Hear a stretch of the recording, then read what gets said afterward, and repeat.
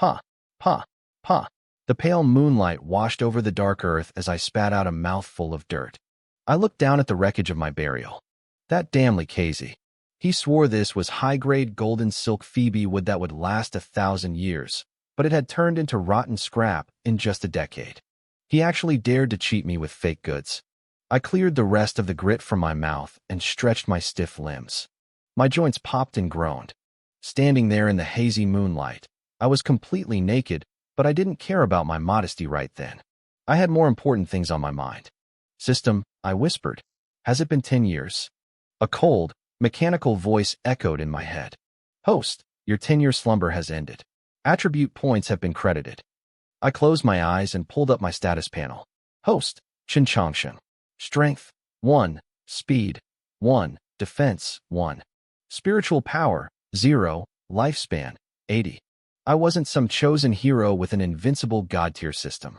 I was just a regular guy who had transmigrated into this world with a very simple tool, the longevity system.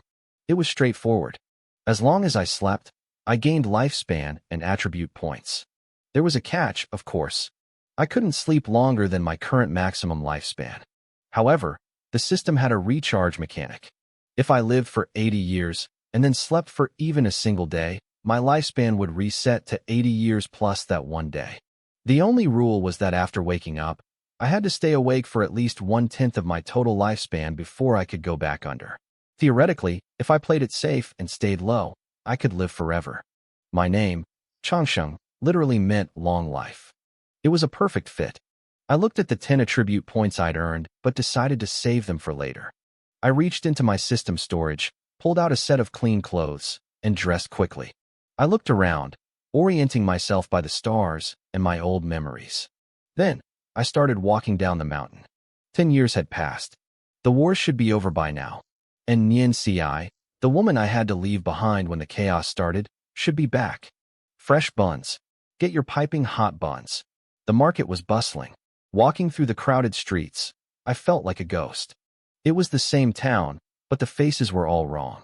10 years isn't an eternity, but it's long enough for the world to move on without you.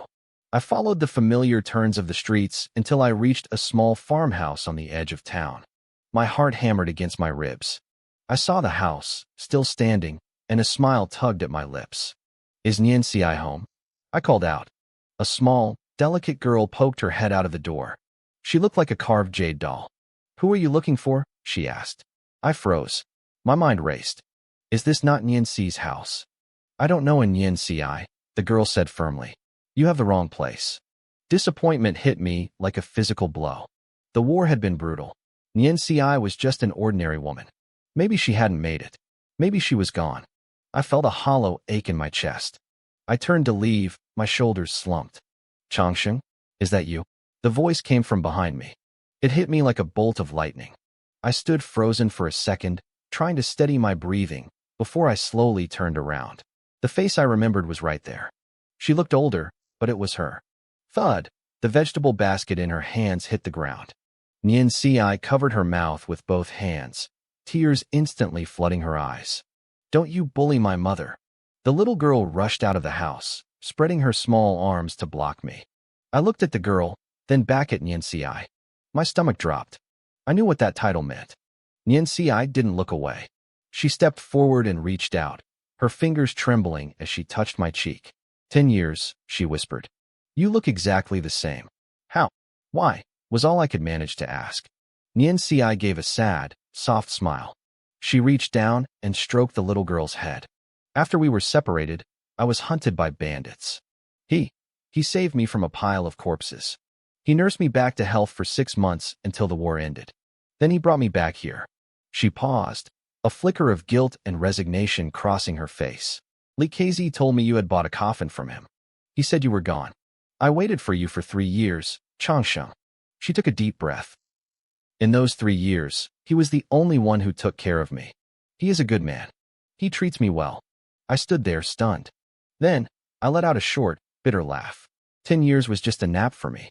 For her, it was a lifetime. She was 20 when we parted. Now she was 30. I looked like a young man in his prime. She looked like a mother who had endured a decade of hardship. From the moment I got this system, We were destined to live in two different worlds.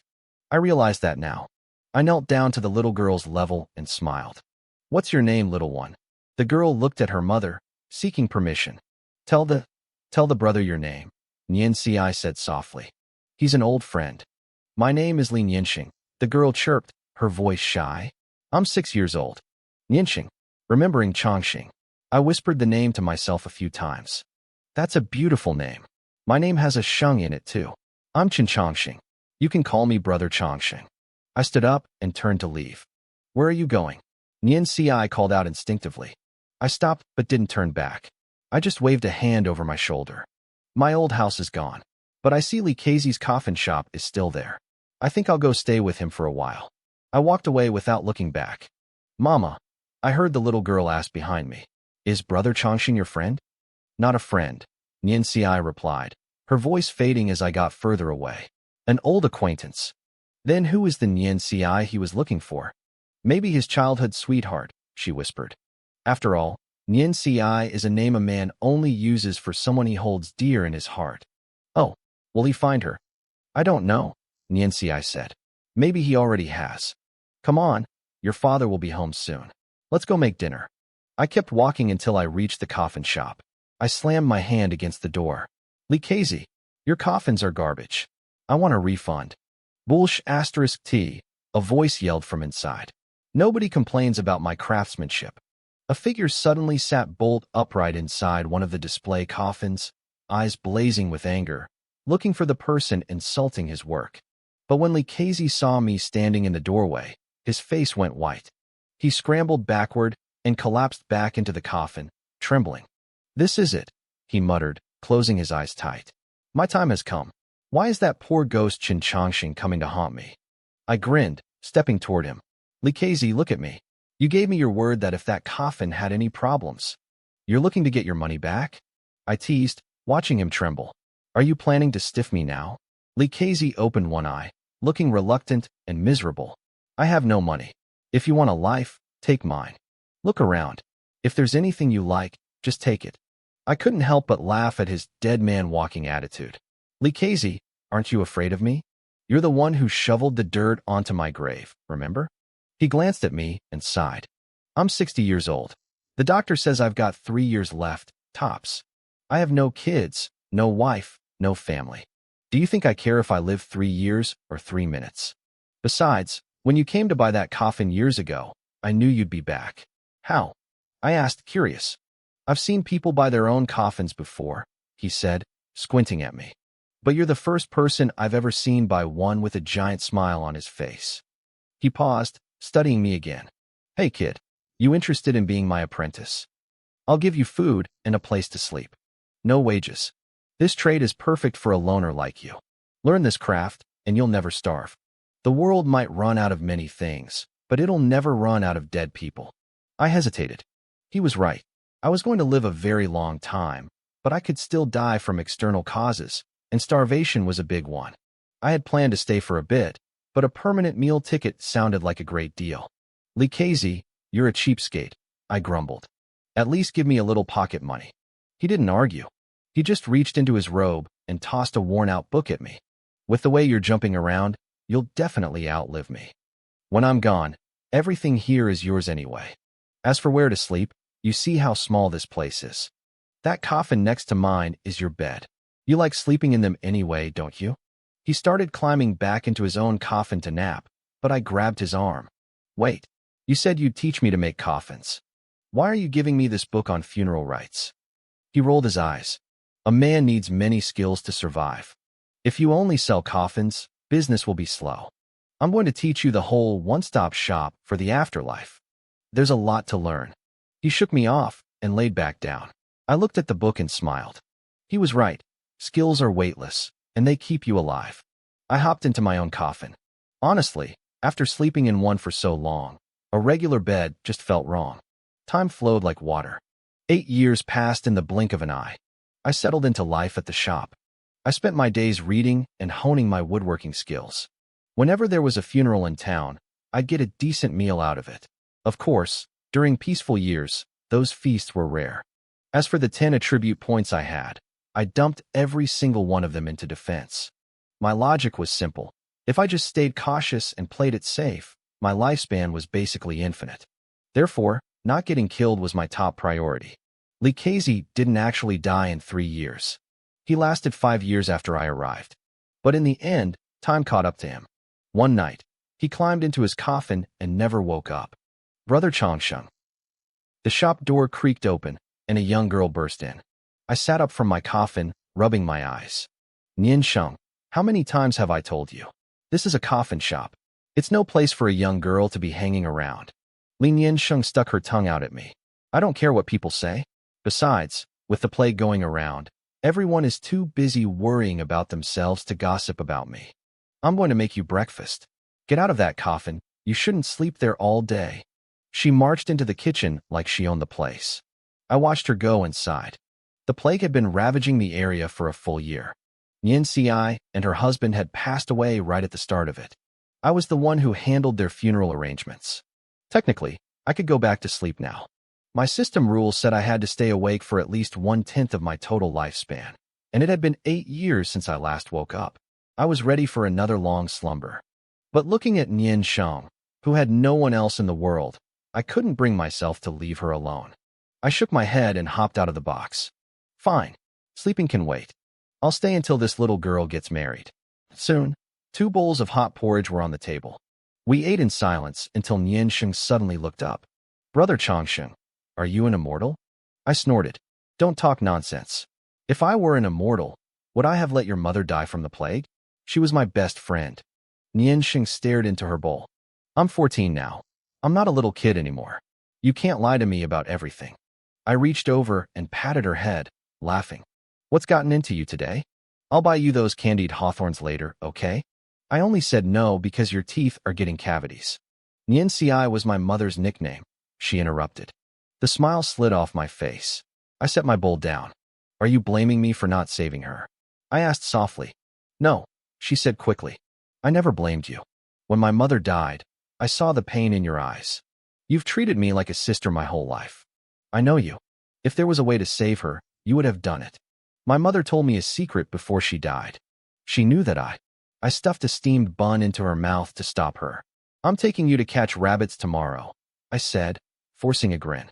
End of discussion. I went back to my porridge, acting like nothing happened, but Nian Sheng's eyes filled with tears. Why? You missed your chance years ago. Are you going to do the same thing again? I sighed and put the bowl down for good. I want your children and grandchildren to be the ones who bury you, not me. Do you understand? Nian Sheng clenched her fists. 18 years ago, before she was even born, I had been close with her mother. Now, 18 years later, I still looked exactly like a 20-year-old man. She didn't know how or why, but she knew I was something beyond human. She knew I would live for a very, very long time. Her lip trembled as she looked at me, the man who never aged. She forced a smile, though tears still shimmered in the corners of her eyes. Brother Changsheng, you're always so easy to fool. I lied to you again. I got you. She wiped her face, trying to hide her sadness. As a punishment, what are you going to give me today? I reached into my robe and pulled out a small rabbit I had carved from wood. I handed it to her. This is for your birthday, I said softly. Nian Sheng took the wooden rabbit and squeezed it so hard her knuckles turned white. She looked up at me, her gaze steady. Brother Changsheng, I heard that immortals are coming to town tomorrow to choose disciples. I want to try. Immortals live for a very long time. Maybe if I become one, I can stay by your side forever. Nian Sheng, being an immortal isn't exactly. Brother Changsheng, she interrupted. Let me be headstrong just this once. Please. I looked at the stubborn determination in her eyes and sighed. I couldn't say no. All right. Everything will be as you wish. She stood up to leave. I'm going back now. Brother Changsheng, you should come out and get some sun more often. Don't spend all your time lying in that coffin. At the door, she paused. Have you ever heard the saying? A person is forever trapped by the things they couldn't get when they were young. You're doing this to yourself. You're making your own shackles. Then she was gone. I stared at the empty doorway for a long time, saying nothing. Suddenly, a golden light erupted over the town. A yellow Taoist charm flashed in the sky, and the plague that had been suffocating our village vanished instantly. The townspeople fell to their knees, weeping and thanking the heavens. But the woman standing on the flying sword didn't care about their gratitude. She looked down with a cold, distant gaze. With a wave of her hand, a massive stone, over 10 feet tall, flew out from her ring and slammed into the ground. The earth cracked like a spiderweb. Anyone under 16 who seeks eternal life may step forward to test their fate, she announced. The town went wild. To regular people, the emperor was a god, but these cultivators were beyond even dreams. Becoming an immortal meant no more hunger, no more death, and a life of absolute freedom. Even the emperor had to bow to them. One by one, parents dragged their children to the stone. But talent isn't common. Most children couldn't make the stone react at all. A few managed to make it glow, but the light was dim and weak. Finally, Nianxing stepped up. She placed her hand on the cold surface. The stone didn't just glow, it exploded with a brilliant, blinding blue light. The woman on the flying sword vanished and reappeared instantly at Nianxing's side. She grabbed the girl's wrist, checking her pulse and energy. A top-tier water spirit root, the woman gasped, her icy demeanor breaking. "Little girl, would you like to be my disciple?" Nianxing started to smile, but then she hesitated. The woman noticed. She had seen this before. Mortals always worried about their families. "Are you worried about your relatives?" the woman asked. "If I go with you, can I come back?" Nianxing asked. "Of course. Once your studies are complete, you can descend the mountain. Here, take this." The woman pulled a bundle from her storage ring. "Give this to your family. You have 1 hour to settle your affairs. After that, I am taking you away." Nianxing bowed deeply. "Thank you, immortal. I will go settle things now." As Nianxing ran off, the woman watched her with narrowed eyes. Usually, if a mediocre talent didn't want to go, she wouldn't care. No, a top-tier water spirit root was too rare to lose. She wouldn't let anything stop this. Back at the coffin shop, I was leaning against a casket, reading an old scripture. Nianxing walked in, her lip trembling. "Brother Changsheng, the immortal wants to take me as her student." I put the book down. I had been in the crowd when she tested, but I had slipped away early to get back here. "Do you really want to go?" I asked. "I do," she whispered. "What?" She clenched her fists. "For longevity." She said it quietly, but those words carried the weight of a mountain. She wanted to live forever so she wouldn't have to leave me behind. I walked over and pulled her into a hug. "Many people go from mortal to immortal," I told her, "but no one ever goes back. It's a road with no return. But if you ever get tired, just look back. Your brother Changsheng will always be right behind you." As I held her, I leaned in and whispered into her ear so low that only she could hear. "The world of cultivation is a place that eats people alive. Never let your guard down." I pulled away and saw the immortal woman standing at the door. I immediately put on a fawning, oily smile, acting like any other ignorant villager. "Oh, an immortal has graced my humble shop. What an honor." The woman looked at me with pure disgust. She clearly couldn't believe such a genius girl came from a creepy coffin shop run by a loser like me. "This girl has fate on her side," she said coldly. "Her future is limitless. It's all thanks to your keen eyes, great immortal." I grinned like an idiot. "Nianxing has been naughty since she was a kid. I'll have to trouble you to look after her. By the way, where is your immortal mountain? If I have time, I'd love to visit." The woman's patience snapped. 10,000 miles to the south. The Linglong sect. A mortal couldn't walk there in 30 years. "If you want to come, then try." The woman looked at Li Nianxing and spoke with cold efficiency. She had a mission to complete, and we needed to move fast. Nianxing slowly set down her bundle of belongings. She looked at me, her eyes reflecting a mix of sadness and resolve. "Brother Changsheng, I'll remember everything you said. I promise, I will come back to find you." With those final words, she followed the woman and disappeared. Once they were gone, I started cleaning the shop with a wide, happy grin on my face. I hummed to myself, acting like the proudest brother in the world. But an hour later, the smile vanished. My expression turned cold and serious. "You've been hiding long enough," I said, my voice echoing through the silent shop. "Come out." Silence.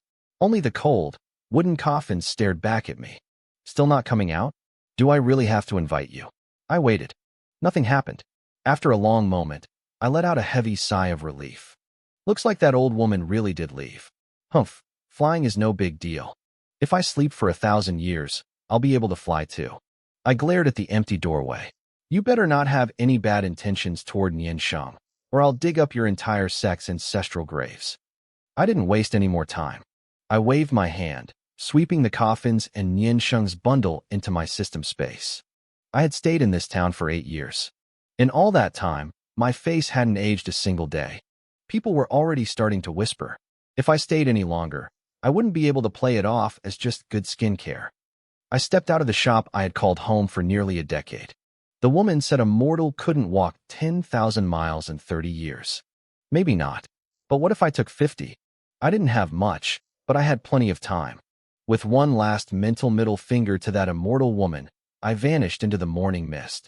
I disappeared, and for a long time, the town couldn't stop talking about it. Some said I had ascended with Niansheng. Others whispered that I had offended the immortal and been wiped from existence. Eventually, like all things, my name faded into memory. 20 years later, I was lying on a patch of grass, flipping through a tattered, yellowed book. It had been 2 decades since I left that small town. I had finally opened the bundle Niansheng left behind. It wasn't much, a cultivation manual, a single pill, and some gold and silver. The manual was basic, almost crude. It gave a brief overview of the cultivation realms: qi refining, foundation establishment, golden core, and nascent soul. It included a simple technique for the qi refining stage. At first, I treated it like a holy relic. I thought if I mastered this, I wouldn't need to sleep for centuries just to gain power. But as I traveled the world, I realized how much of a joke this book actually was. In the true world of cultivation, you aren't even considered a real practitioner until you hit foundation establishment. Cultivators weren't as rare as I thought. I just used to live in the middle of nowhere. This manual was the equivalent of a cheap textbook you could buy for a few silver coins at any market. I sat up and tossed the book into my campfire. I had read it every day for 20 years. Every word was burned into my brain. System, I called out. This book says someone who reaches the first level of qi refining in 3 days is a genius. 1 day is a top-tier genius. 1 hour is a once-in-a-century prodigy. So what does that make me? I took 20 years to reach level 1. Host, the system replied in its mechanical tone. Realm is a measure of strength, but not the only one. This era's cultivation system may not suit you, but that doesn't mean the next eras won't. My eyes lit up. The next era? What do you mean? No empire lasts forever. The same is true for the world of cultivation. People think things are permanent only because their lives are so short. When you live long enough, you realize nothing is eternal. Not the heavens, and certainly not the will of man. I laughed and stood up, kicking dirt over the fire as the first rays of dawn broke the horizon. I continued my journey south. When you have an infinite lifespan, you tend to get 2 things: very cautious and very bored. To fight the boredom, I set a small goal: see how Niansheng was doing. Along the way, I picked up hobbies. Whenever I found something interesting, I'd stop for a few years to learn it. I've been a beggar, a tofu seller, and even a winemaker. But my favorite trade was still the funeral business. It's peaceful. Thieves don't rob coffin shops. Bandits don't raid them. Whether you're a high official or a royal, you all end up inside the same wooden box. I also got pretty good at feng shui and picking burial sites. Unlike other masters who just use theory, I could stick around for years to see if the family actually got lucky or went broke after the funeral. One time, I watched a family for 5 years just to check my work. Because of all this stopping and starting, it took me 50 years to travel 3,000 miles. Finally, I reached Linglong town. I looked up at the figures flying through the clouds on swords and clicked my tongue. No wonder that woman looked at me with such disgust back then. It took me 50 years just to get here. A normal person would be lucky to still be alive, let alone finishing a hike. This town sat right at the foot of the Linglong sect. It was a hub for low-level cultivators and sect servants. I had originally planned to sneak into the sect to find Niansheng, but once I arrived, I realized I didn't need to. Her name was everywhere. The legends said the Linglong sect had discovered a once-in-a-millennium genius. In just 50 years, Li Niansheng had reached the golden core stage. Her talent was so immense it had even brought the sect leader out of seclusion. Every young genius in the region was lining up, desperate to become her cultivation partner. But to every single one of them, Lin Yansheng gave the exact same answer. None of you combined can compare to Changsheng. That was her answer, every single time. Over the years, the cultivation world started calling Lin Yansheng the purest cultivator. They said her obsession with Changsheng was unmatched by anyone under the heavens. But while Yansheng was becoming a legend, my own existence was practically invisible. I liked it that way. In the most remote corner of Linglong town, I opened a tiny shop. It was so small I could only fit 2 or 3 coffins inside at a time. "Excuse me? Is anyone here?" A small, bald head poked through the doorway. It was a little monk, peering curiously into the dim shop. I didn't say a word. I just sat up abruptly, straight out of the coffin I'd been napping in. The little monk jumped back, his eyes wide with terror. Once he realized I was actually breathing, he patted his chest to calm his racing heart. "Benefactor," he said, sounding very serious. "How can you sleep in a coffin? Those are for the dead." I couldn't help but laugh. Business had been dead, pun intended, since I opened. If I didn't sell the occasional low-level spirit herb on the side, I would have starved months ago. "Little monk, you've got it all wrong," I said, hopping out of the box. "Whether you're a commoner or a powerful cultivator, everyone ends up in one of these. If it's your final destination, why be afraid of it?" The boy tilted his head, thinking deeply. Then, he pressed his palms together and bowed. "Amitba, thank you for the guidance, benefactor. I was being narrow-minded." "For a kid, you've got some good intuition," I chuckled, reaching out to rub his smooth, shiny head. "So, what brings you to a coffin shop?" The little monk looked down, his voice turning somber. "The Heavenly Buddha Temple and the Linglong sect teamed up recently to capture an evil demonic cultivator. He refused to surrender, so an elder from the Linglong sect killed him. Even if he was a villain, I don't want to see his body left to rot in the wilderness. I want to buy a coffin to give him a proper burial." I stroked my chin. "Do you have any money? I'm running a business here, not a charity." He reached into his robe and pulled out 3 mid-grade spirit stones. My eyes widened. Those were worth a fortune. I smiled and took just one. "One is enough for my one-stop funeral service." "When do we leave?" "Now," he said urgently. "If we wait any longer, the body will start to smell." I didn't hesitate. I grabbed my tools and followed him out. I didn't even bother locking the door. There were only 2 plain wooden coffins inside. No one in their right mind would bother stealing them. We trekked out into the wasteland. When we finally found the body, I realized the demonic cultivator didn't look like much now.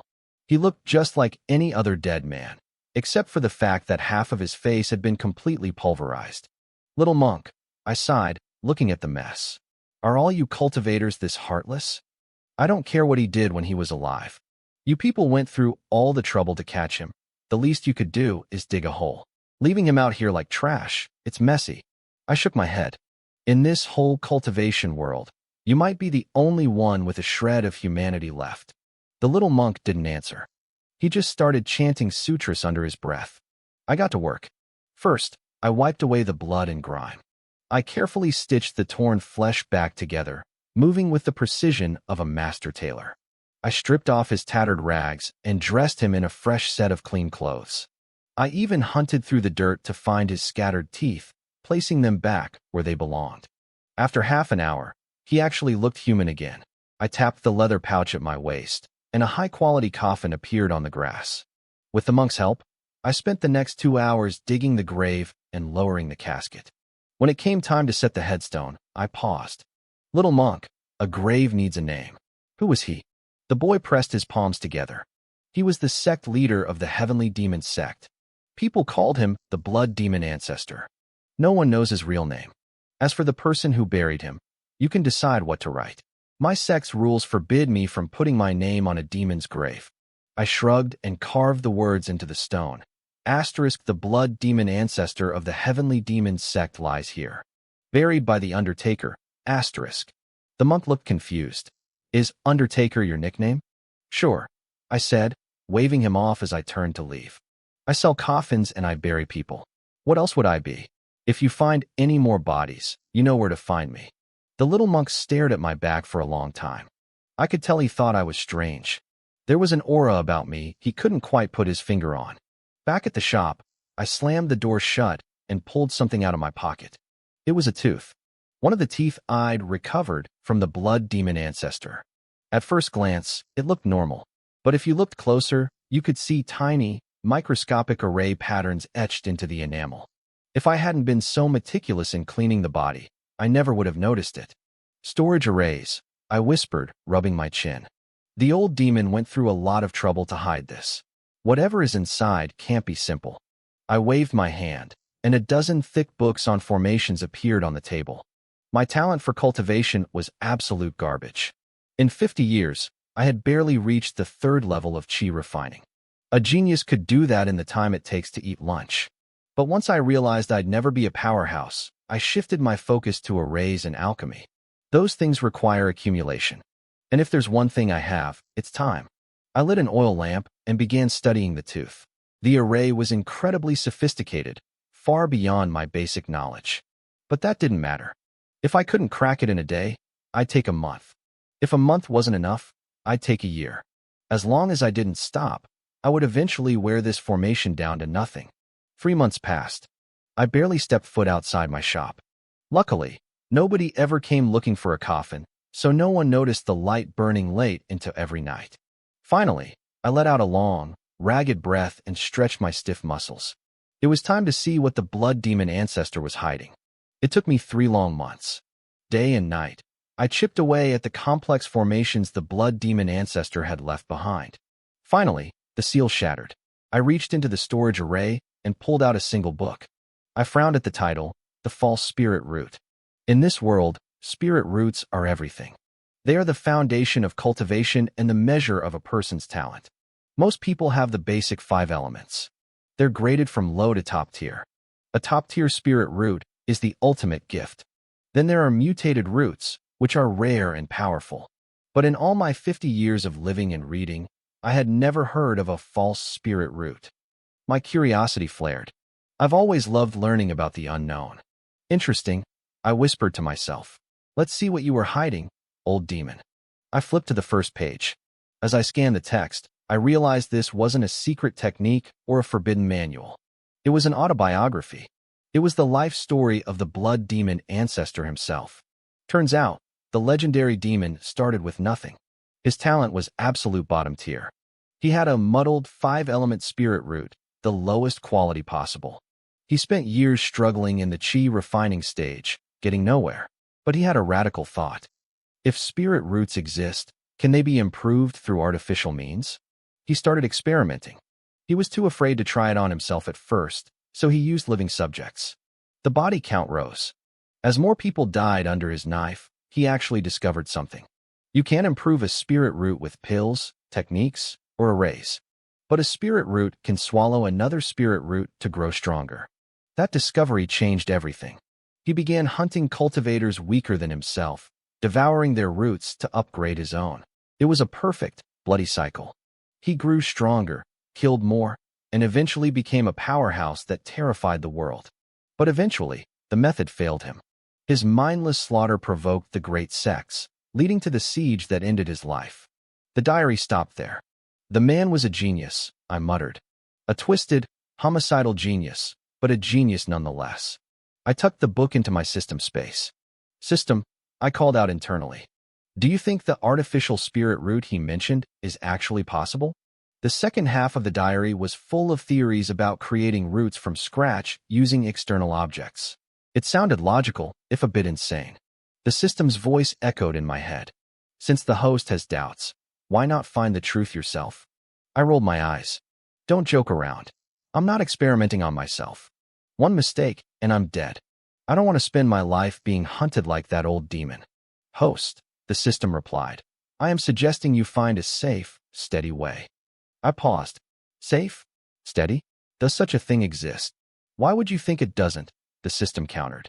The world is always changing. The blood demon ancestor took a shortcut because his lifespan was running out. But you are different. You have near infinite life. With enough time, any problem can be solved. I leaned back and thought about it. It made sense. Time is the sharpest blade in existence. It can erode the strongest mountains and outlast the most powerful masters. If I had enough time, even the secrets of the heavens would eventually lay bare. The artificial root theory had hurdles, of course. What materials could act as a root?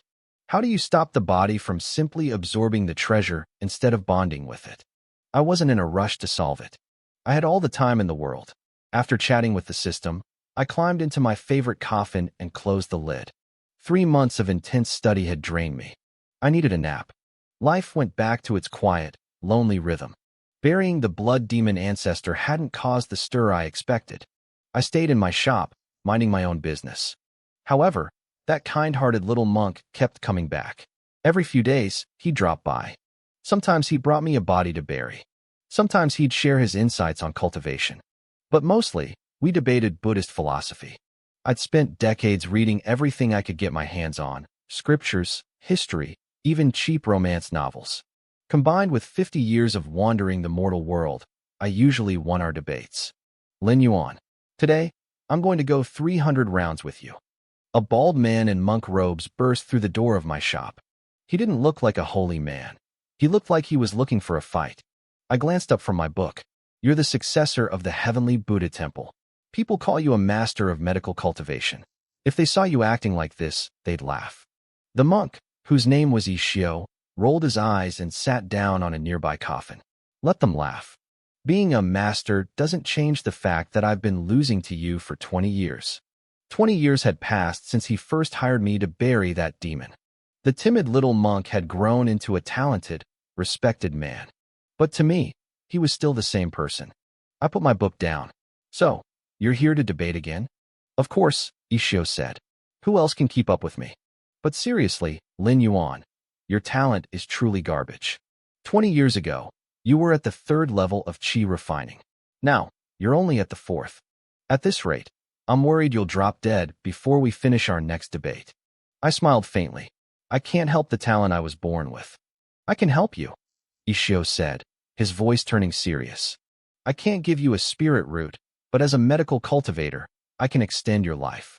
You never tell me how old you really are, and I don't want to lose the only friend I can actually talk to. I only responded with a faint smile. In the world of cultivation, you never have to worry about your face aging. Pills for retaining youth aren't exactly rare. Life and death are fated, and wealth is in the hands of heaven. I never took the concept of a lifespan too seriously. I preferred to let nature take its course. I don't want to debate today, I said, cutting him off. I actually have a favor to ask. No, Ishio refused immediately. He didn't even hesitate. I'm not helping you unless you agree to let me extend your life. I looked at his stubborn expression and laughed helplessly. Fine. If you do this for me, I'll let you do whatever you want with my lifespan. Ishio practically jumped off the coffin. His eyes lit up with excitement. Tell me, whatever it is, I, Master Ishio, guarantee I'll get it done. You're heading to the Linglong sect, right? For the ceremony where Fairy Changsheng takes over as an elder. Ishio smirked. What? You want to go see her too? I shook my head. No, I want you to give this to her. I reached into my robe and pulled out a small wooden carving of a tiger. As soon as Ishio saw it, his face twisted. Lin Yuan, don't tell me you have a crush on Fairy Changsheng, he groaned. That woman doesn't care about romance or the Tao of relationships. Don't waste your time. Just put it in her hands, I insisted. Don't say anything else. If you do that, I'll let you extend my life. Ishio scratched his head in frustration. It was a difficult request for a monk of his standing, but eventually, he snatched the carving from my hand. Fine, I'll deliver it. But I'm not mentioning your name. If her admirers find out a low-level coffin shop owner is sending her gifts, you'll be dead before I can even start your life extension treatment. That's fine, I replied. I watched Ishio's back as he walked out of the shop with the tiger carving. Little monk, I whispered to the empty room. I'll see you in 80 years. I knelt down and began embedding several spirit stones into the floorboards. Patterns of light flickered across the wood. This was a random teleportation array I had spent 10 years setting up. I didn't know where it would send me, and that was the point. I needed to disappear so completely that no one could ever track my location. With a low hum, the light swallowed me. I vanished, and the array on the floor burned out, turning to useless dust. High up in the mountains at the Linglong sect, thousands of cultivators gathered. Some arrived on flying swords, others drifted on clouds or rode massive, terrifying beasts. They were all there for one person, Lin Yansheng, known to the world as Fairy Chongsheng. She had joined the sect 70 years ago. With her monstrous talent, she reached the nascent soul stage in just 7 decades. It was a speed unheard of in the Great Qin dynasty. But what people talked about most wasn't just her power, it was her unshakable heart. She didn't fight for resources, she didn't care for power, and she ignored sect politics entirely.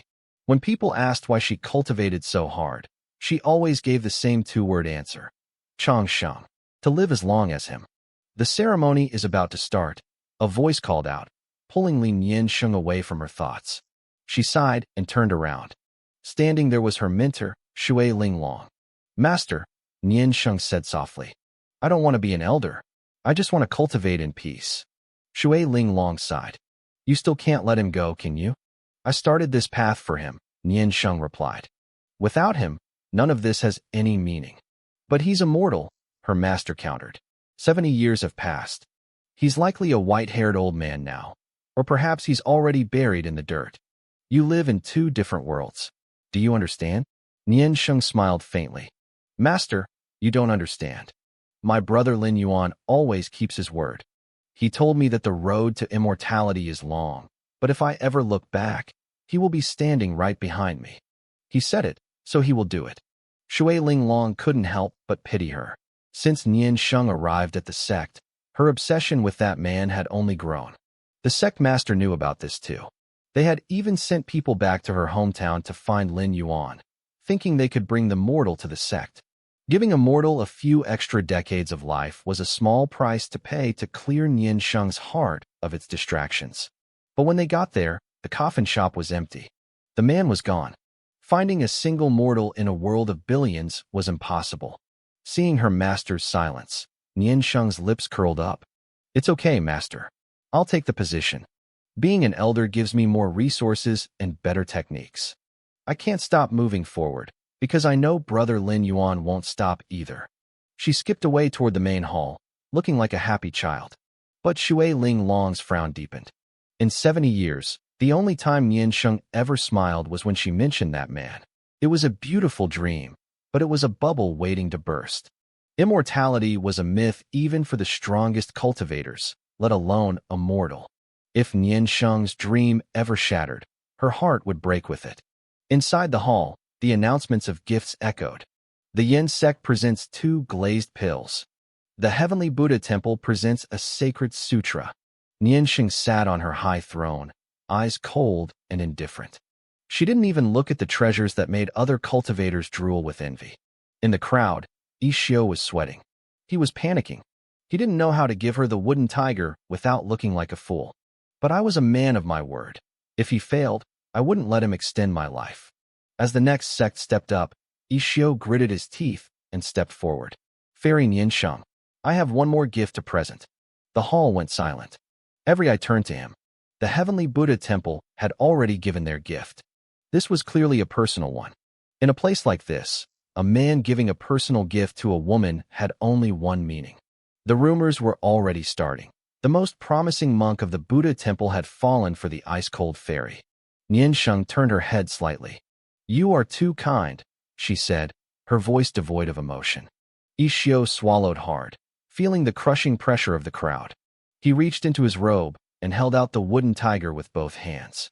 He knew that after today, his reputation would be in shambles. Ishio looked like he was ready to be executed.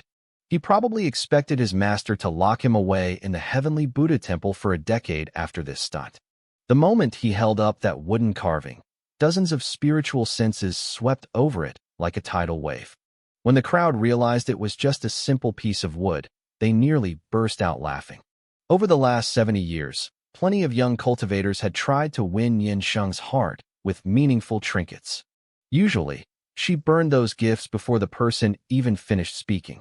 But this time, the hall went dead silent. Yansheng didn't reach for her flames.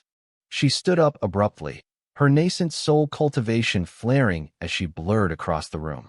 She appeared right in front of Ishio, her body trembling. She reached out, and took the wooden tiger, her fingers tracing the marks my carving knife had left behind. She knew.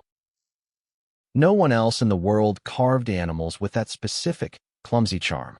I hadn't broken my promise. I had been by her side all along. She looked up and gave a smile so radiant it could have put the stars to shame. She told him she loved the gift and ordered him to meet her alone after the ceremony. The entire sect was in shock. They thought the ice-cold fairy had finally fallen for someone, and a low-level monk at that. Zhao Daiju, the Linglong sect leader, was already thanking his ancestors. He didn't care that Xiao was younger or weaker. He was already planning the wedding. He pulled the panicked monk aside, laughing and asking about his master's health. Xiao tried to explain that everyone was misunderstanding the situation, but Zhao Daiju wouldn't hear it. He told the boy not to be shy about his lack of strength. There was an old saying, a wife 3 years older is a gold brick, but a wife 3,000 years older puts you in the halls of the gods. He promised to talk to the temple elders himself. Xiao gave up on explaining. He knew his only hope was talking to Nian Sheng in private. As soon as the ceremony ended, he led her straight back to my shop in the village. He wanted to prove the carving wasn't his. He wanted to show her the man who had actually made it. But when they arrived, the shop was empty. I had scrubbed every trace of my life away. The tools, the wood shavings, the smell of sawdust, all gone. It was as if I had never existed. Xiao was bordering on a breakdown, but Nian Sheng remained eerily calm. She stared at the empty room for a long time before looking at the monk. She asked him if he wanted to be her Dao companion. Xiao's eyes nearly popped out of his head. He said no as fast as humanly possible. Nian Sheng nodded.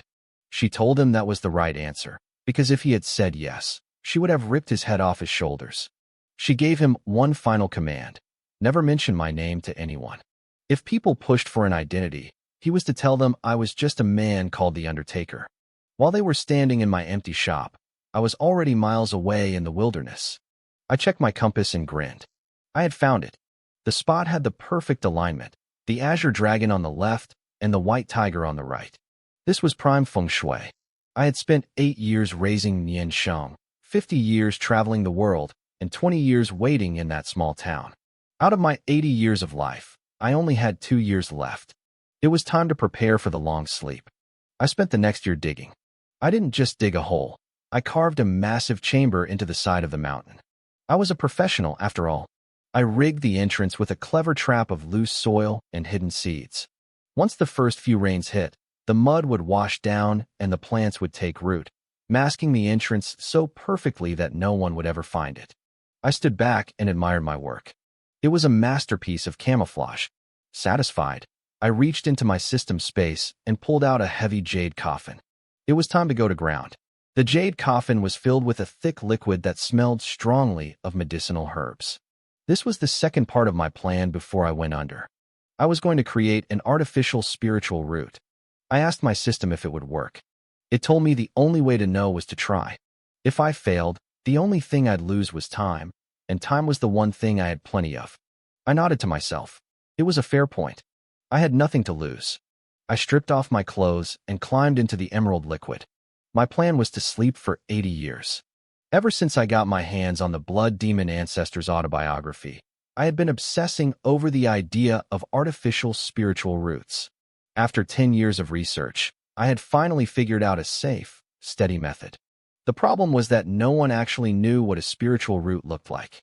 They were inside the body, but they were invisible. I came up with a bold theory. Maybe spiritual roots didn't exist as physical organs at all.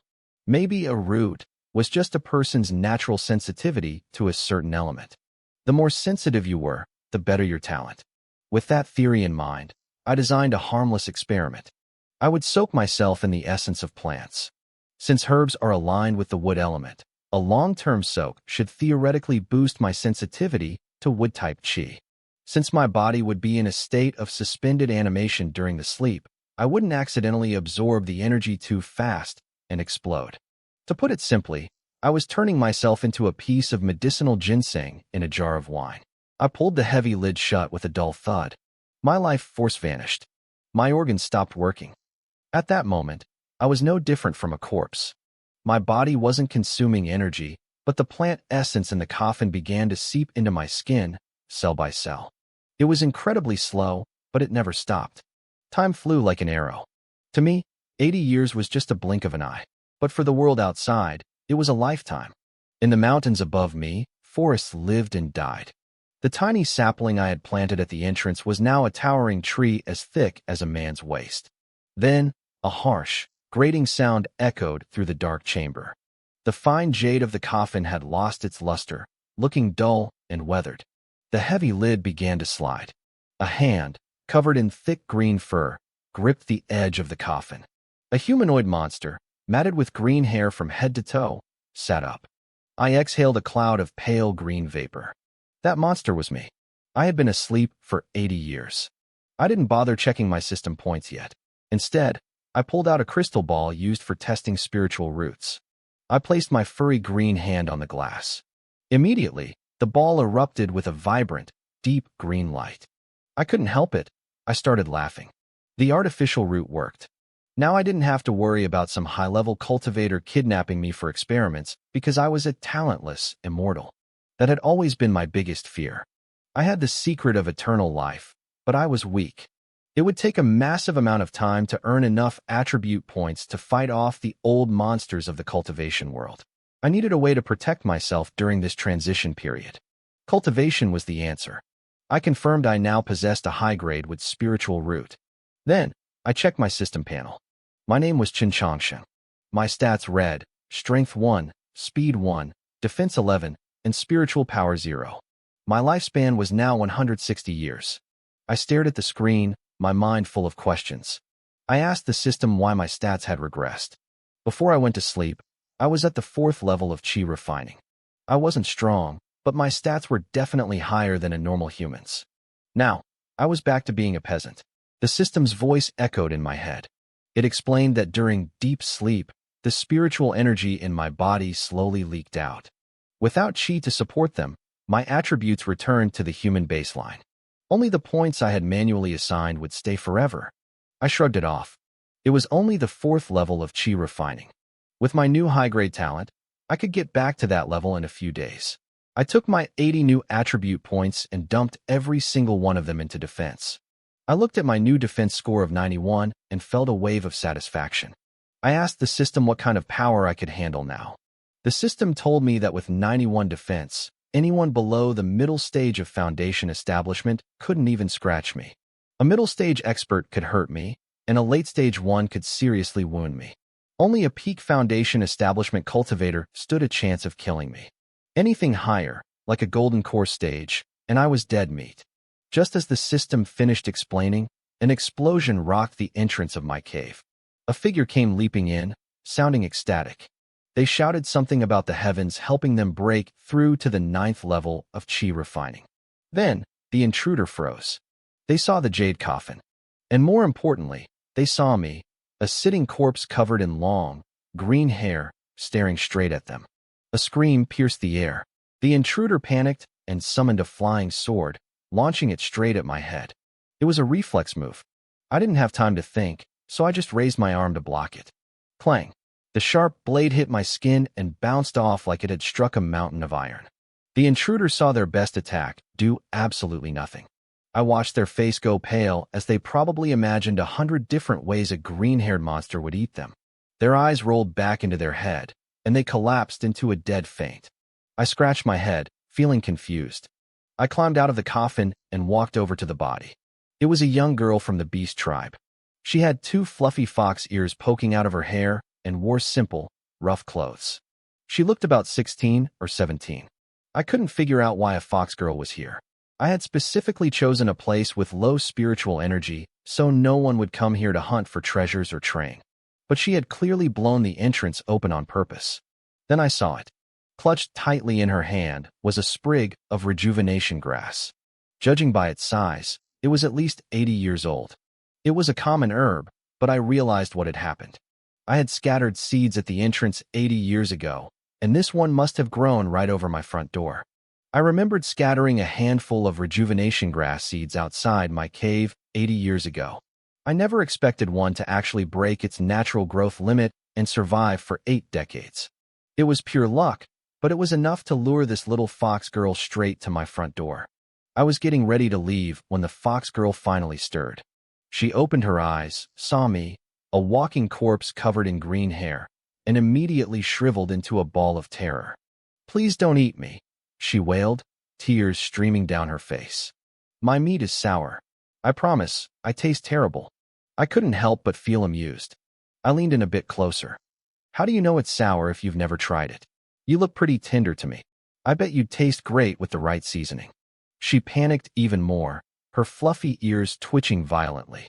"I'm not tender at all. It's just baby fat. I'm actually all skin and bones underneath. If you bite me, you'll definitely break a tooth." She covered her face with her tiny hands, her ears drooping in total defeat. She waited for the end, but the pain never came. After a long silence, she peeked through the gaps in her fingers. She blinked in confusion. I wasn't a monster anymore. While she was out, I had thrown on some clean clothes and cleared away the thickest patches of green hair from my face. You're not an eternal bone?" she whispered. I rolled my eyes. A corpse takes 100 years to become a zombie, and 1,000 to become an eternal bone. Those things are born from the world's deadliest energy. They eat flesh and drink resentment. If I were really one of those legends, there wouldn't even be a scrap of you left by now. Once she realized I wasn't a mindless monster, her attitude flipped instantly.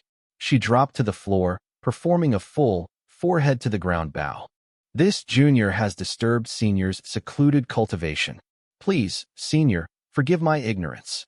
I originally planned to just give her a few vague words and send her packing, but then I hesitated. I had been buried for 80 years. I was clueless about the current state of the world, and wandering out blindly was a good way to get killed. This girl looked simple enough to trick for information. "Why are you out here alone?" I asked, keeping my voice deep and mysterious. "Where are your people?" "Reporting to senior," she said respectfully. "I am a wanderer. I have no tribe left." "What year is it?" I continued. "And what has changed in these lands?" "It is currently the year 380 of the Great Qin Dynasty," she replied. "Things have been quiet, though I heard that 300 miles to the east, a powerful master has appeared at the Shangqing Temple." I searched my memory. Before I had teleported away 80 years ago, I had obsessed over maps of the Great Qin Dynasty. If I remembered correctly, the Shangqing Temple was over 1,000 miles away from the Linglong sect. Return valid JSON only. Scene_ID starts at 910. I had traveled much further than I thought. "Since you didn't mean any harm, I won't punish you for breaking into my home," I said, waving a hand dismissively. "You may go." The fox girl stayed on the ground, looking up at me with wide, dazed eyes. "Senior, I can just leave. What else do you want?" I snapped. "Well, in the stories," she stammered, "shouldn't a senior like you bestow some kind of hidden treasure or a grand opportunity after a chance encounter?" I stared at her. She was incredibly dim-witted.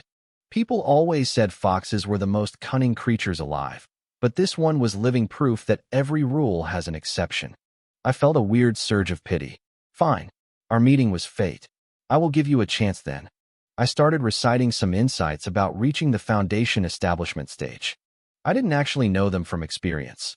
I had never reached that level myself, but I remembered everything the little monk Ishio used to ramble about back at the coffin shop. That kid told me everything except his temple's secret techniques, including the fact that he still wet the bed at age 5. The fox girl listened like she was hearing the words of a god. When I finished, I gave her a stern look. "Our karma ends here. Go. If you ever show your face before me again, I won't be so kind. Thank you for your guidance, senior. I will never forget this." She bowed one last time and bolted out of the cave.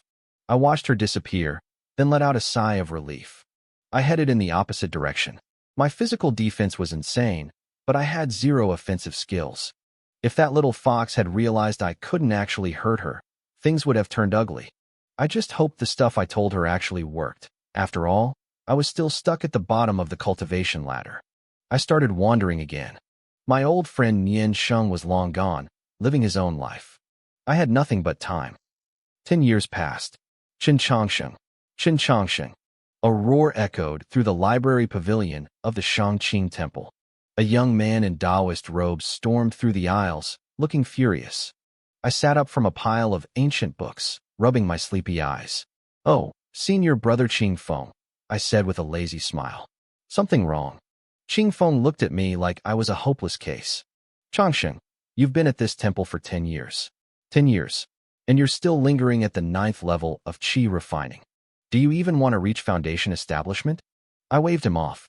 Brother, you can't rush these things. There's no harm in taking the slow path. Life is long. Why run when you can walk? Qing Feng's eye began to twitch.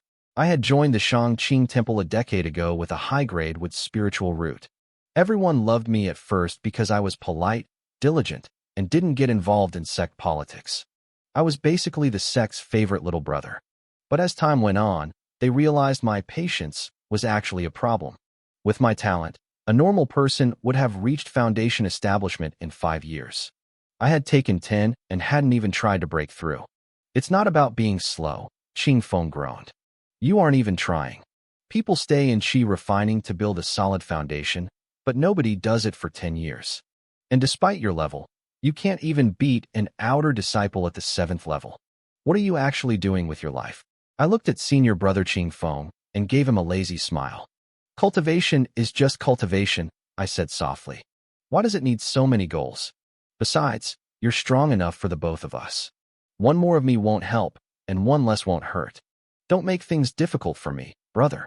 I turned back to my pile of books, ready to disappear again. But Qing Feng wasn't having it. He reached out, grabbed me by the collar, and hoisted me into the air like a kitten. Don't play dumb with me, Chen Changsheng, he growled. Master personally ordered this.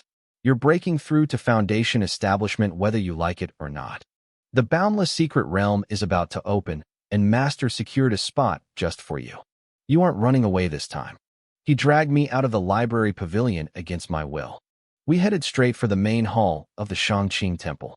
Inside, an old man with a transcendent, immortal aura stood in the center. The 10 inner disciples stood in 2 neat rows, looking solemn. I shuffled to the very back of the line, trying to stay invisible. After a long silence, the old man spoke. Changsheng, how long has it been since you joined us? Since he called me out directly, I had to answer. I bowed my head, replying to Master, it has been 10 years. Master Yuan Shen nodded slowly. 10 years ago, our Grandmaster finished his secluded meditation. You just happened to be passing by the temple. Out of a sea of people, he chose you with a single glance. He brought you here himself, said you were destined for the Tao, and gave you the status of an inner disciple. Master began walking toward me. He looked calm, but I felt a chill. He placed his hand gently on my shoulder. Then he squeezed. Ow, Master, my bones are breaking. Take it easy. I struggled, but my weak cultivation was nothing against the leader of the Shangqing Temple. Master Yuan Shen's face twisted into a terrifying grin.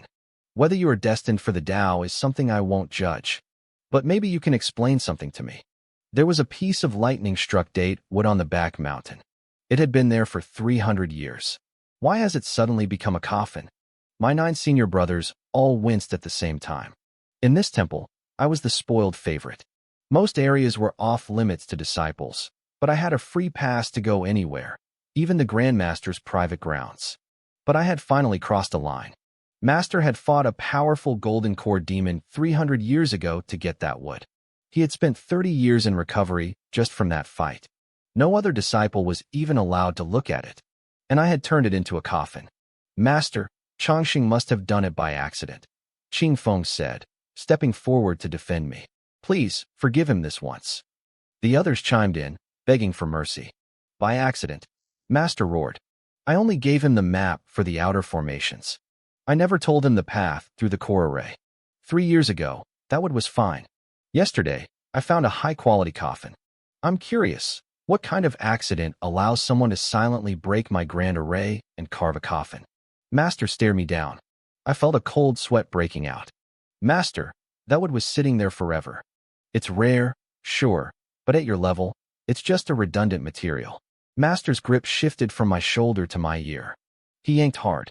Even though he was acting furious, I knew he was holding back his strength so he wouldn't actually hurt me. Is it useful? I don't need you to tell me that, he yelled. I was saving it to carve statues of the 3 pure ones. I wanted visitors to see their majesty and respect our sect. Now it's gone. Tell me, what are we going to do now? I ducked my head, slipping my ear out of his grasp. I pointed at the simple clay statues already sitting in the hall. The Tao is in the heart, Master. Clay is enough. If we want people to understand our way, why rely on external things? Without waiting for an answer, I grabbed a calligraphy brush and walked toward the entrance. Master and my brothers followed, confused. I used my spiritual energy to wipe the old couplets off the door frames. Then, with a flourish of the brush, I wrote 22 bold, powerful characters. If your heart is upright, why burn incense to show your intent? If your soul is grand, what harm is there in not bowing to idols? Good, Qing Feng shouted, unable to help himself. Little brother really is destined for the Tao. These words capture our spirit perfectly. I just smiled and stayed quiet.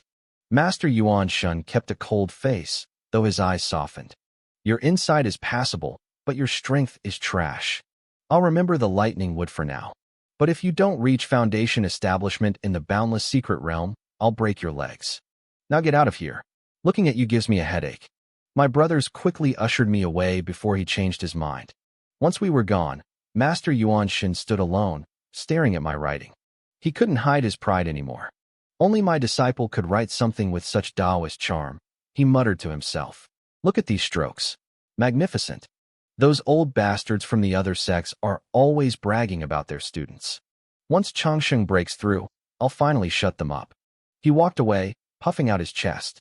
A moment later, a blurry figure appeared in the empty hall. 1,000 years of cultivation, and I haven't seen it as clearly as a grandson, a voice whispered. Then, the figure vanished. High in the sky, several streaks of light cut through the clouds. To the mortals below, these were the all-powerful immortals.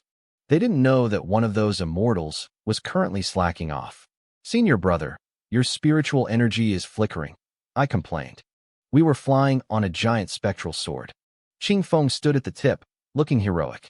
I was sitting cross-legged behind him, desperately trying to hold down the pages of my book against the wind. The wind is too strong. I can't focus on my reading. Seeing my casual attitude, my senior brother Qing Feng didn't say a word. He just waved his hand, thickening the spiritual barrier around us. Suddenly, the howling wind died down, and the pages of my book stopped fluttering. Changsheng, he said, looking back at me. You're always buried in those books. What exactly are you reading? I gave him a small smile. Anything and everything.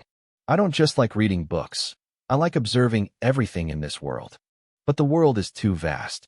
Even if I lived for 10,000 years, I could never see it all. So, I choose to read first. I paused, smoothing out a page. Books are written by people.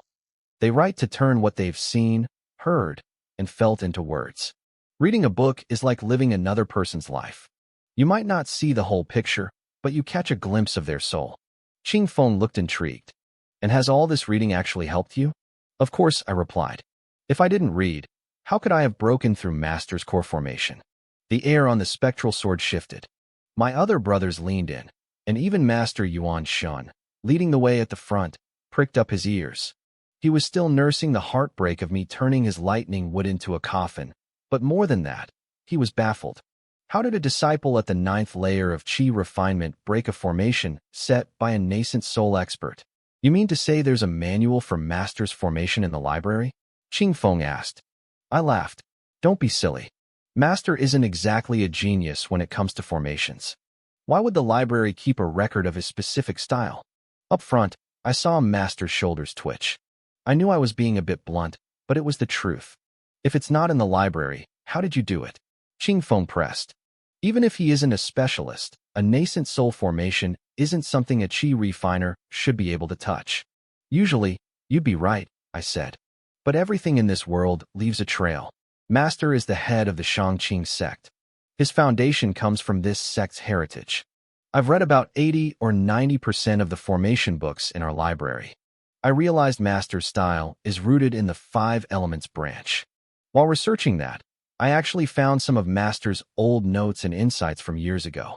Once I saw those, I understood his habits. Qing Feng turned to our second brother, Mingyu, who managed the library. Mingyu, do we even have a 5 elements branch of formations? Mingyu scratched his head, looking confused. I'm not as well read as junior brother, but I know the categories. I've never heard of a 5 elements branch. I smiled at him. That's because you've only managed the library for 30 years. The 5 elements style was removed 50 years ago. It was popular a century ago, but it's been replaced by newer methods. Mingyu's eyes widened. Don't tell me. You went to the book graveyard? I nodded. You have a sharp eye, brother. That's exactly where I went. Mingyu looked like he had a sudden migraine. In the cultivation world, nothing stays the same. Techniques, knowledge, even basic theories evolve. Every 50 years, the sect clears out obsolete books to make room for new ones. Those old, discarded scrolls are dumped in a place we call the book graveyard. The Shangqing sect has stood for 1,000 years. Nobody knows how many books are in that graveyard. Mingyu had gone there a few times when he first joined, but after finding nothing but old trash and some scandalous mortal novels, he never went back. He took a deep breath. Junior brother, you didn't actually read everything in there, did you? I laughed. I've only been here 10 years, brother. I haven't finished it. I've only read about 30%. 30%? Mingyu stammered. That has to be 400,000 books. Not quite. I corrected him. There are 983,521 books in the graveyard. So far, I've read 286,385. So just barely 30%. Silence fell over the group. My brothers stared at me like I was a monster. Even Master Yuan Shin stayed quiet, his back stiff. After a few heartbeats, Qing Feng finally spoke. I remember Master mentioning the 5 elements branch once. It was the specialty of a sect that went extinct 200 years ago. But even then, the books in the graveyard are just basics. How did that help you break a high-level array? It wasn't just the basics, I explained. Like I said, Master isn't a formation creator. He's a user. He didn't invent that array. He adapted it from what he learned here. He showed me that lightning wood during my second year.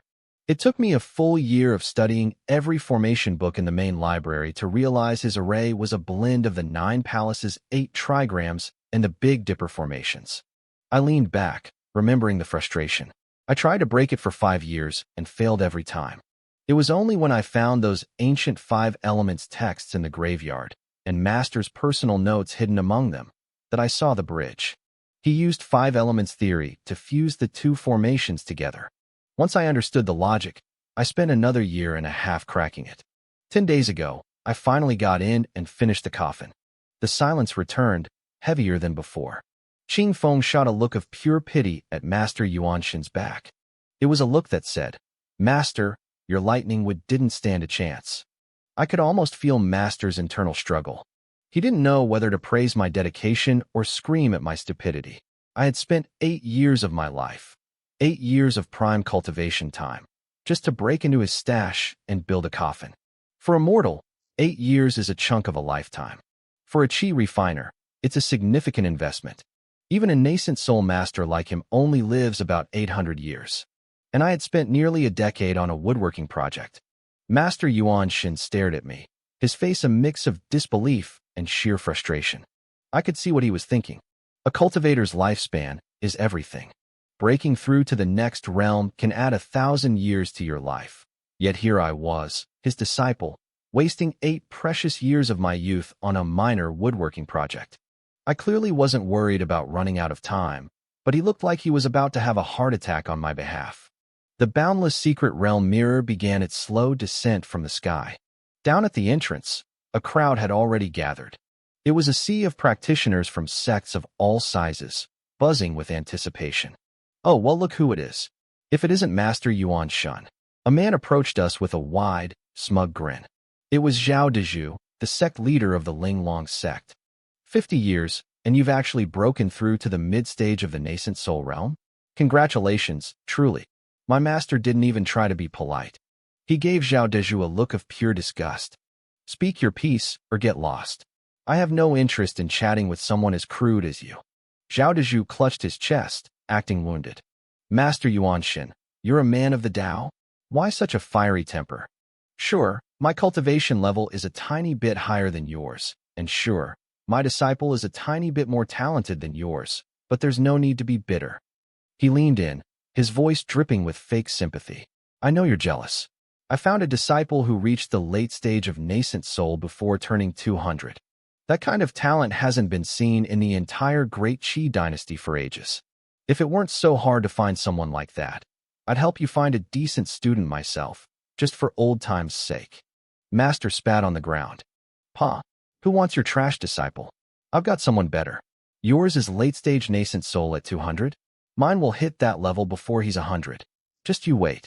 Master turned on his heel and stormed off, dragging us along with him. Behind us, Zhao Dezhu just grinned, tucked his hands behind his back, and started humming a tune as he strolled toward the seal of the secret realm. Master didn't get very far before he stopped, his face turning redder by the second.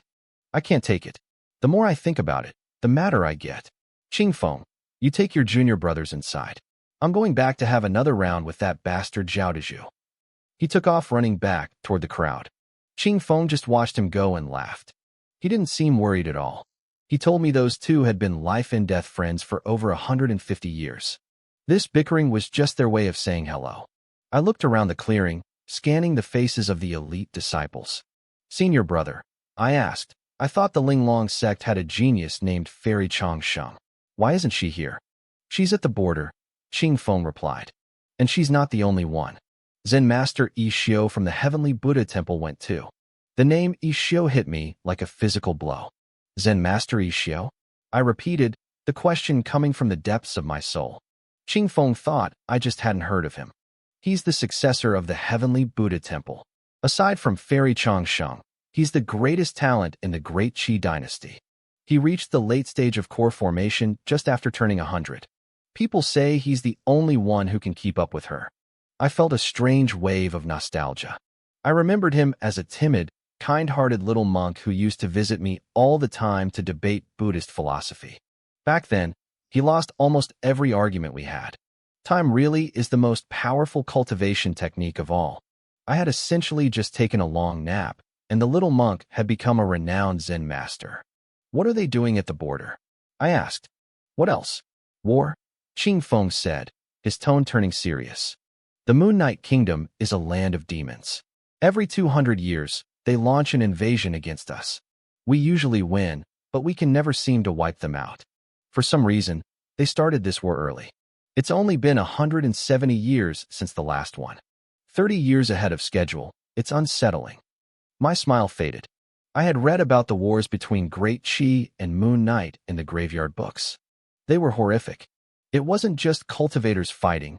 Mortals were dragged into the slaughter too. The books couldn't even describe a fraction of the carnage. Even nascent soul masters could fall in a war like that. The fact that it was starting early gave me a cold, sinking feeling in my gut. Qingfeng noticed me spacing out and patted my shoulder. Don't worry about it. A national war is for core formation cultivators and above. It'll probably be over by the time you reach that level.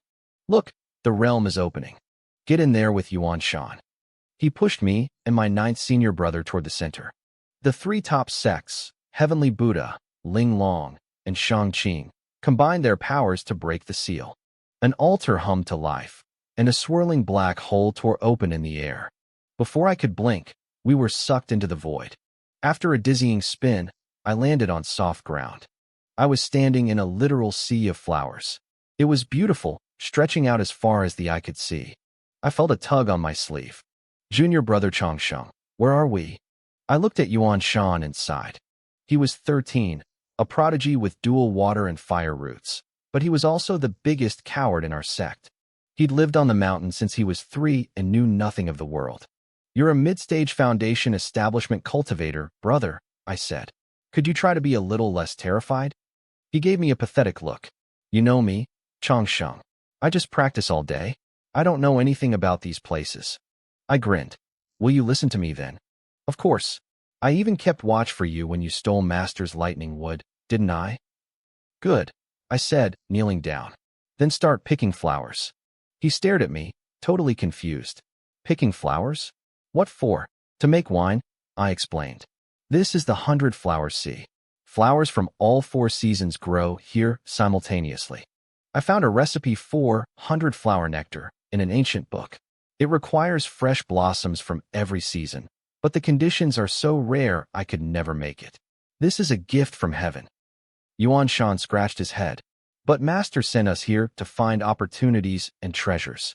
If we just pick flowers, how do we explain that to him when we get out?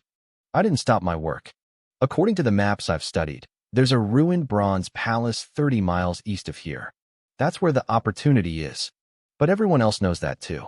So, you have two choices. 1. Go to the palace, take the tests, and fight other disciples to the death for a chance at a prize. Or 2. Stay here with me and make wine.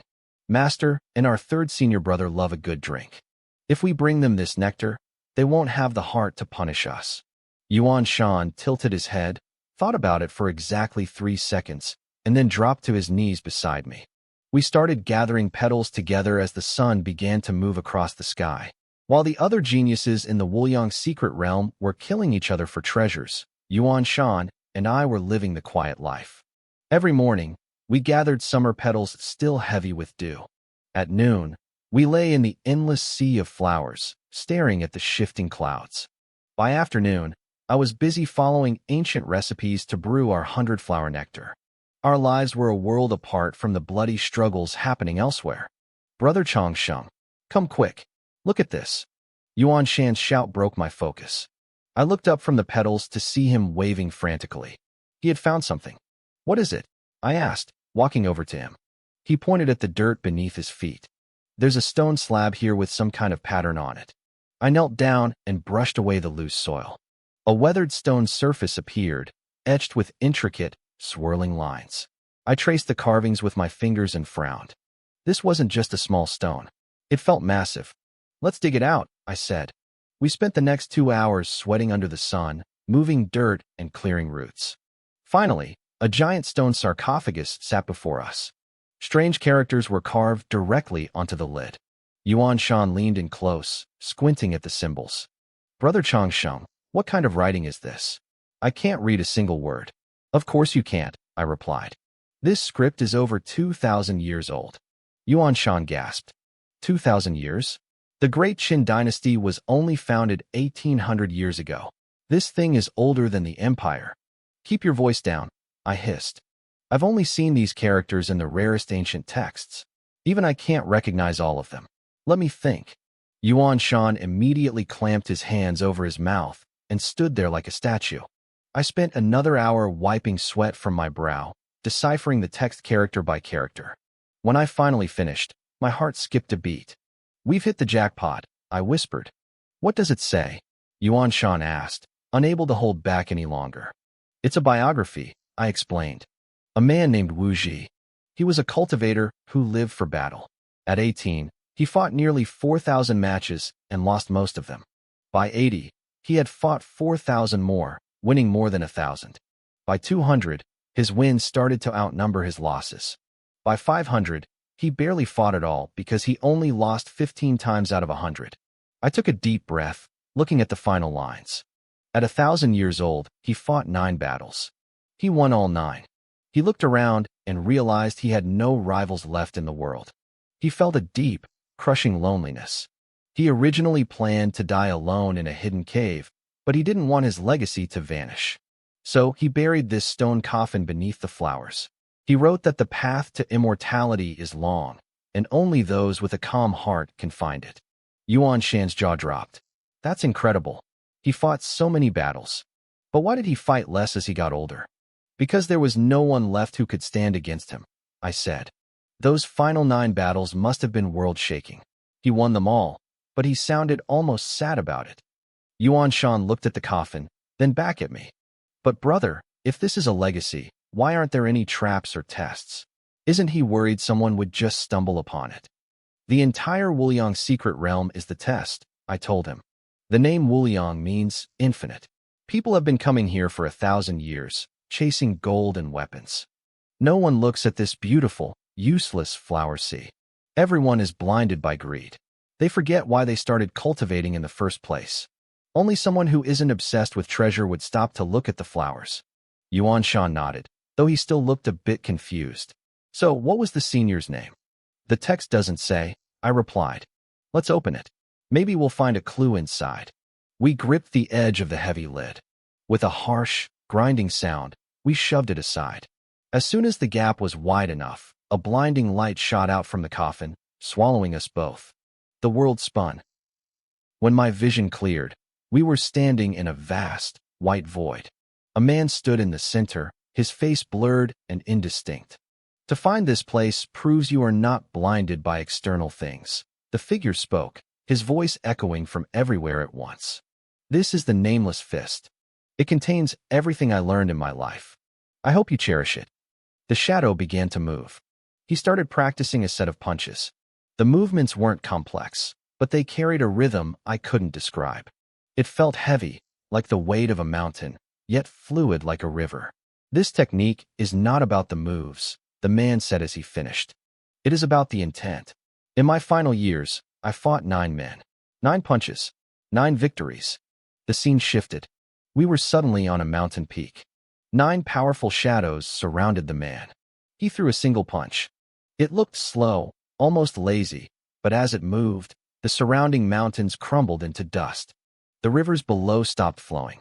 Yuan Shan and I stood frozen. We couldn't understand the depth of that power, but we felt the sheer weight of it. After 9 punches, the battle ended, and we were back in the white void. Remember, the man said, his form beginning to fade. You can lose a fight, but you must never lose your momentum. When you strike, your enemy's heart must shatter from fear. The space began to collapse. Wait, I called out, bowing deeply. Senior, what is your name? The fading shadow seemed to flicker with a spark of life. The world called me the immortal of 100 defeats. Thank you for this gift, I said quickly. And the name of this fist technique? In my hand, it was my fist. In your hand, it is yours. It has no name. With those final words, he vanished. We were back in the flower sea, the sun still shining as if nothing had happened. It felt like a dream, but the power humming in my veins was real. Brother Chong Sheng. I formed my core. I looked over. Yuan Shan was glowing with energy. He had jumped from the middle of Foundation Establishment straight into the Golden Core realm. I hurried to check my own status. I had been stuck at the 9th level of Qi refining for what felt like forever. Now, without even trying, I had reached the peak of Foundation Establishment. One more step, and I would be a master. I was only a hair's breadth away from forming my own Golden Core. Brother Chong Sheng. What's happening? Yuan Shan asked, his eyes wide with confusion. How did I reach the core realm in less than an hour? I looked at him and smiled. It wasn't an hour, Yuan Shan. We were in there for at least 2 months. 2 months? Was it really that long? Look around, I said, pointing to the meadow. Remember when we dug up those spirit fruits? We trampled the flowers nearby. Now, they've all grown back. Even in a place as rich in spiritual energy as the Wuliang secret realm, that takes months. Yuan Shan looked around, realizing I was right. Our sense of time had been warped because the immortal's cultivation was so high it created an illusion. More importantly, while he was demonstrating those punches, our bodies had been mimicking the movements subconsciously. With a master like that guiding us, it would have been strange if our levels hadn't skyrocketed. If it's been 2 months, Yuan Shan said, does that mean we have to leave soon? Most likely. The realm stays open for 5 months. We spent half that time brewing wine and the rest learning the fist technique. We need to pack. I hurried back to the temporary wooden shack I'd built. I couldn't leave without the 10 jars of 100-flower wine I had worked so hard to brew. Suddenly, the space around us trembled. Black holes tore open in the sky, spitting people out. Some cultivators looked ecstatic, others frustrated, and some were radiating pure malice. But as the crowds gathered, a heavy silence fell. Something was wrong. The sect elders who were supposed to be waiting for their disciples were gone. Only a few representatives remained. 6th senior brother. I called out, spotting a familiar face. Where's Master? Where's eldest brother? 6th senior brother gave me a forced, weary smile. The border is in crisis. Master and eldest brother left 2 months ago. It looks like you two have made great progress. That's a relief. For now, the 2 of you will have to manage the Shanqing Temple. We'll be back soon. Before I could ask another question, he mounted his sword and vanished into the sky. I watched him go, my brow furrowed. 6th senior brother was known for being steady and calm. For him to be in such a rush meant something terrible was happening at the border. I felt a knot of worry in my gut, not just for my masters, but for a little monk and a girl I knew. I tried to shake the feeling. Over my decades of living, I had learned one truth. When things are beyond your control, worrying won't stop them from happening. You might as well live your life happily and let time reveal the truth. Back at the Shangqing Temple, I returned to my leisurely routine. I spent my days reading in the book tomb or practicing the nameless fist technique of the immortal of 100 defeats. Yuan Shan's master had taken more than half the temple's strength to the border, so even though Yuan Shan was young, he had to step up. With me helping from the shadows, we kept the temple running. But the war lasted much longer than anyone expected. The conflict between the Great Qin dynasty and the Yue kingdom dragged on for 20 years. By the 5th year, even the ancient soul transformation ancestors who had been in seclusion for centuries were forced to head to the front lines. One afternoon, I finally placed the last scroll back on its shelf in the book tomb. I stretched my stiff limbs. A handsome young man with sharp brows and eyes like stars walked toward me. It was Yuan Shan, fully grown. "Have you thought about what we discussed yesterday?" he asked. I glanced at him. "The answer is still no." "Why?"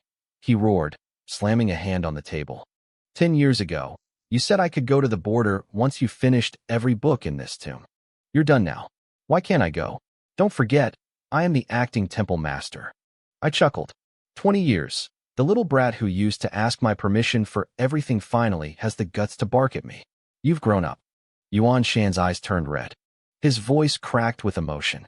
7th senior brother is dead. 5th senior brother is blind. Eldest brother, the one who took care of us most, lost an arm. Changshang. I'm at the late stage of the Golden Core realm now. I can help them. I can't just sit here and watch my brothers fall one by one. I looked into his bloodshot eyes and went silent. I had been tracking the news. The situation for the Great Qin dynasty was grim. Over a dozen nascent soul masters had fallen. There were even rumors that soul transformation experts were dying on the battlefield. To a meat grinder like that, a golden core cultivator was nothing more than high-grade cannonball fodder. Sending him, there was a death sentence. I was about to come up with another excuse to stop him when a familiar aura appeared above the temple. We rushed outside, but the sight waiting for us stole the breath from my lungs. It was 3rd senior brother. He was covered in blood, his left hand was gone, and his right eye was a hollow, scarred socket. "From this moment on, I am the master of the Shangqing Temple," he announced, his voice like gravel. 9th junior brother, Yuan Shan, you are the vice master. All branch temples are to retreat 3,000 miles to the west immediately. The once lazy 3rd senior brother was now cold and decisive.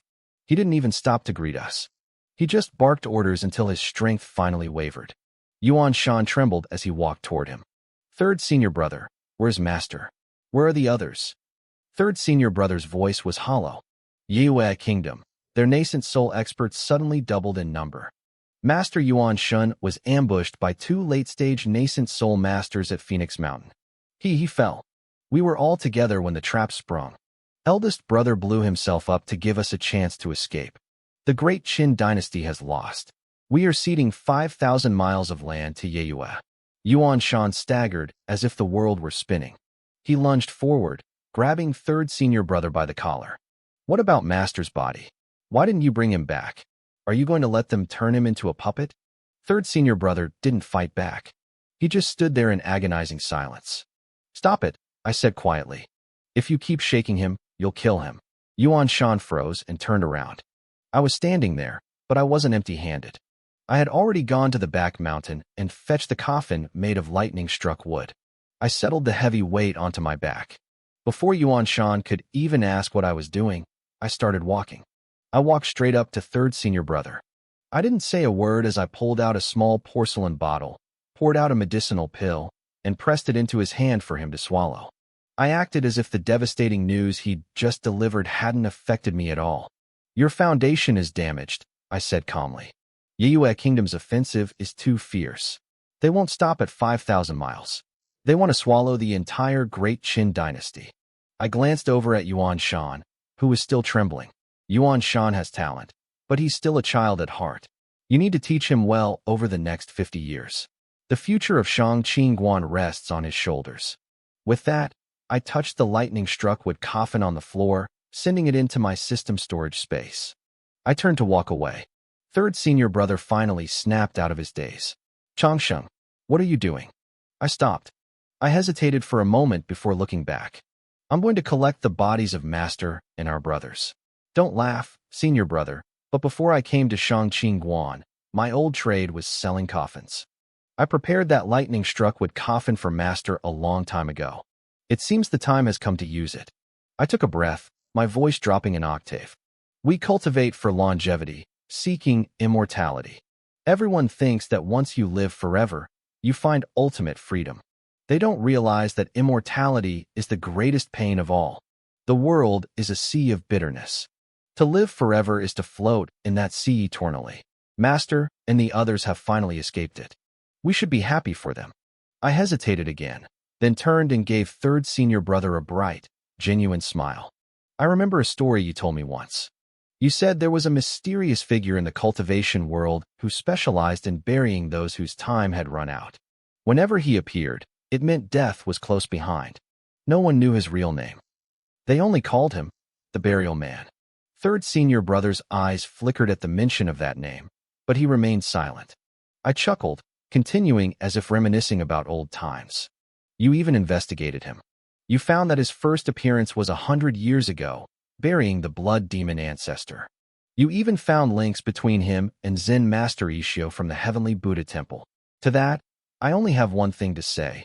The Burial Man isn't as terrifying as you made him out to be. He's just a man who sells coffins. I waved my hand dismissively and stepped out of the hall. Brother Changsheng, Yuan Shan screamed at my back. Will you come back? I've made a coffin for each of you. I called out without looking back. When it's your turn to use them, I'll be back. By the time the last word echoed, I was gone. Third senior brother watched the empty doorway, his heart heavy with realization. Ever since this junior brother had joined the sect, he had felt something was off. Time never seemed to leave a mark on Changsheng. In the cultivation world, pills can keep your skin young, but the passing years always leave scars on a person's soul. 10 years had passed, and Yuan Shan had grown from a toddler to a teenager.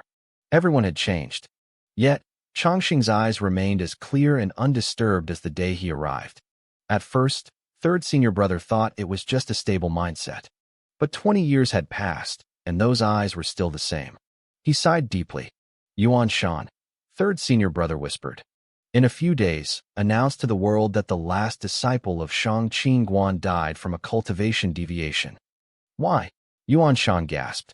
Brother Changsheng is perfectly fine. Just do as I say. Changsheng has his own path to walk. His fate with Shangqing Guan has come to an end. Yuan Shan went quiet and eventually nodded. He had been brought here at age 3. Even though he technically outranked Changsheng in seniority, he had always viewed him as an older brother. He didn't want him to leave, but he knew that no feast lasts forever. Third senior brother placed his remaining hand on the boy's shoulder. The ancestors always said that those who enter the Tao have shallow worldly ties, but deep hearts. Others might not understand him, but we must. Outside the gates, I looked up at the blue sky. I watched the groups of cultivators retreating from the border, looking defeated and weary. Master, I whispered with a smile. You always cared so much about your reputation. How could you allow yourself to stay in a foreign land after death? Let me, your disciple, bring you home. We've been through a lot. This time, I won't charge you for the service. I started walking toward the border. The great Qin dynasty had lost, and the front lines were a chaotic mess of fire and blood.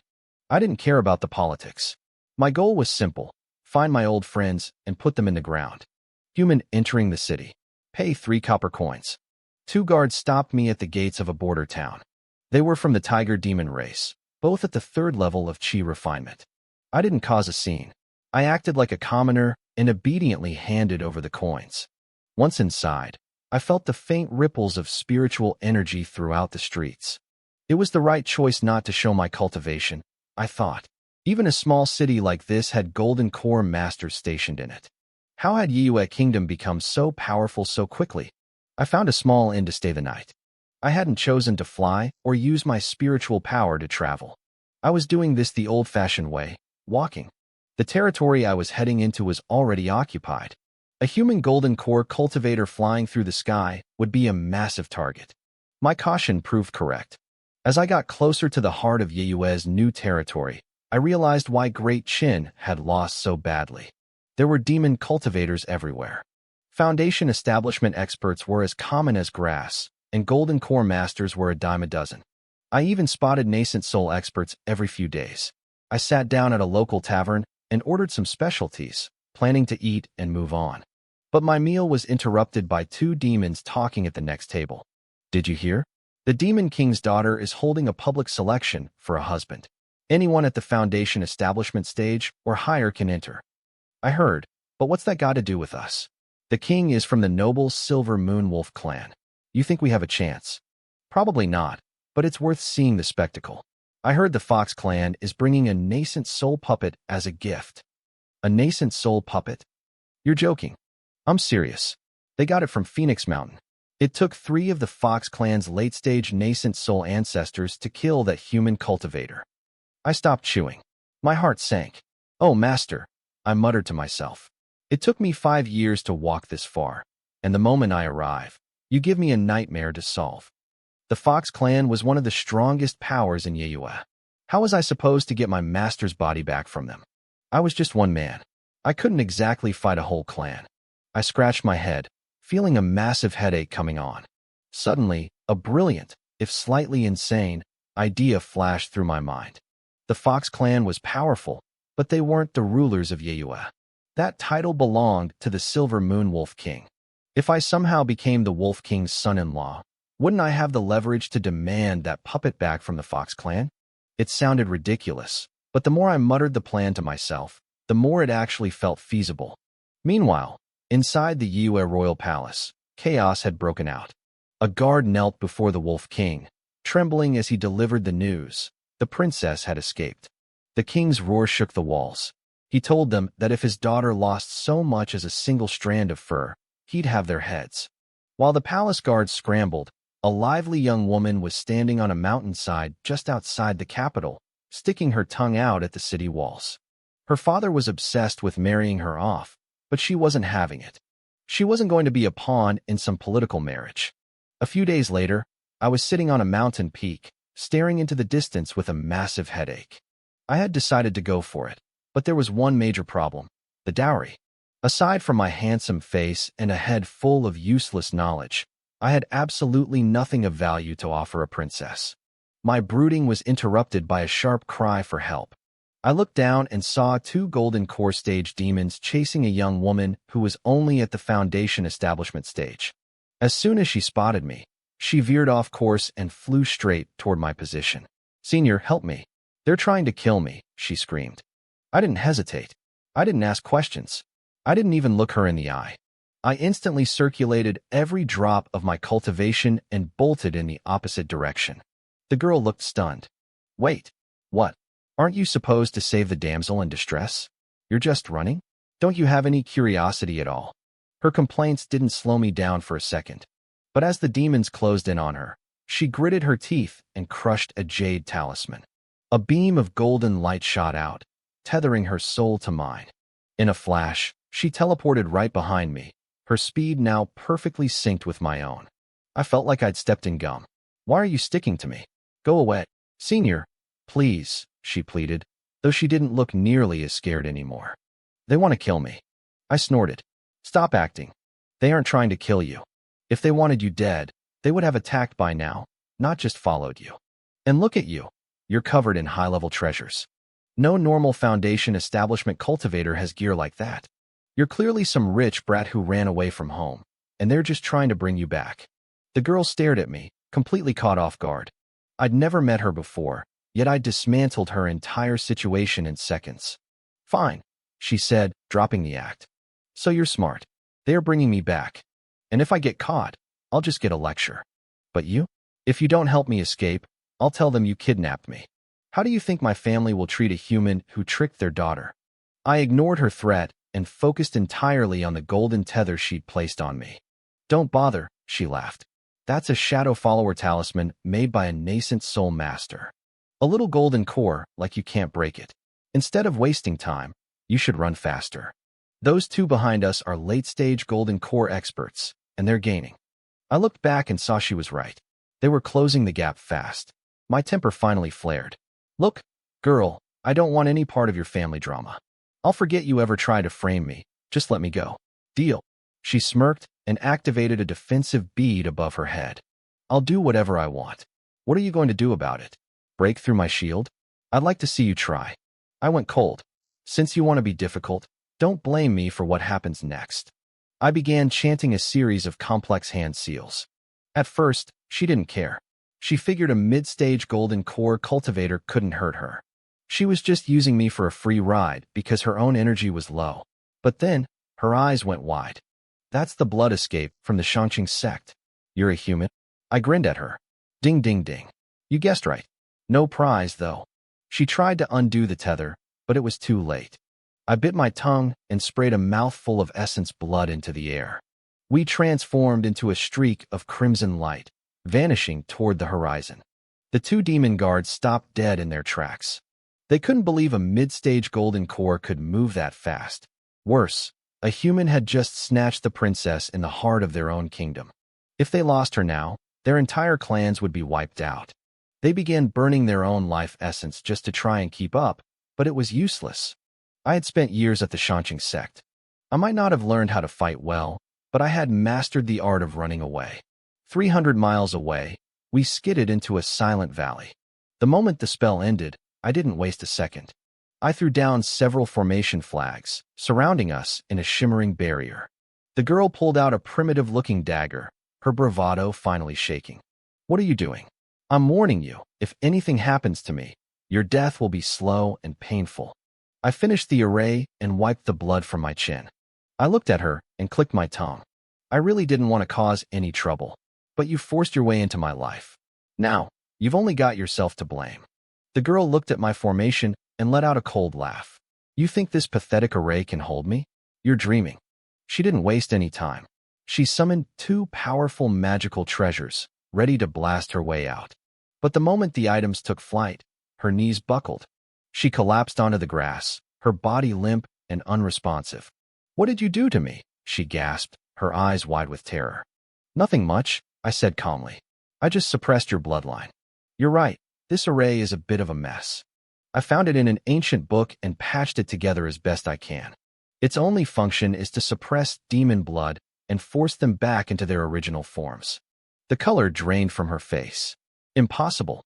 If humans had an array like this, the Great Qian Empire would have used it long ago.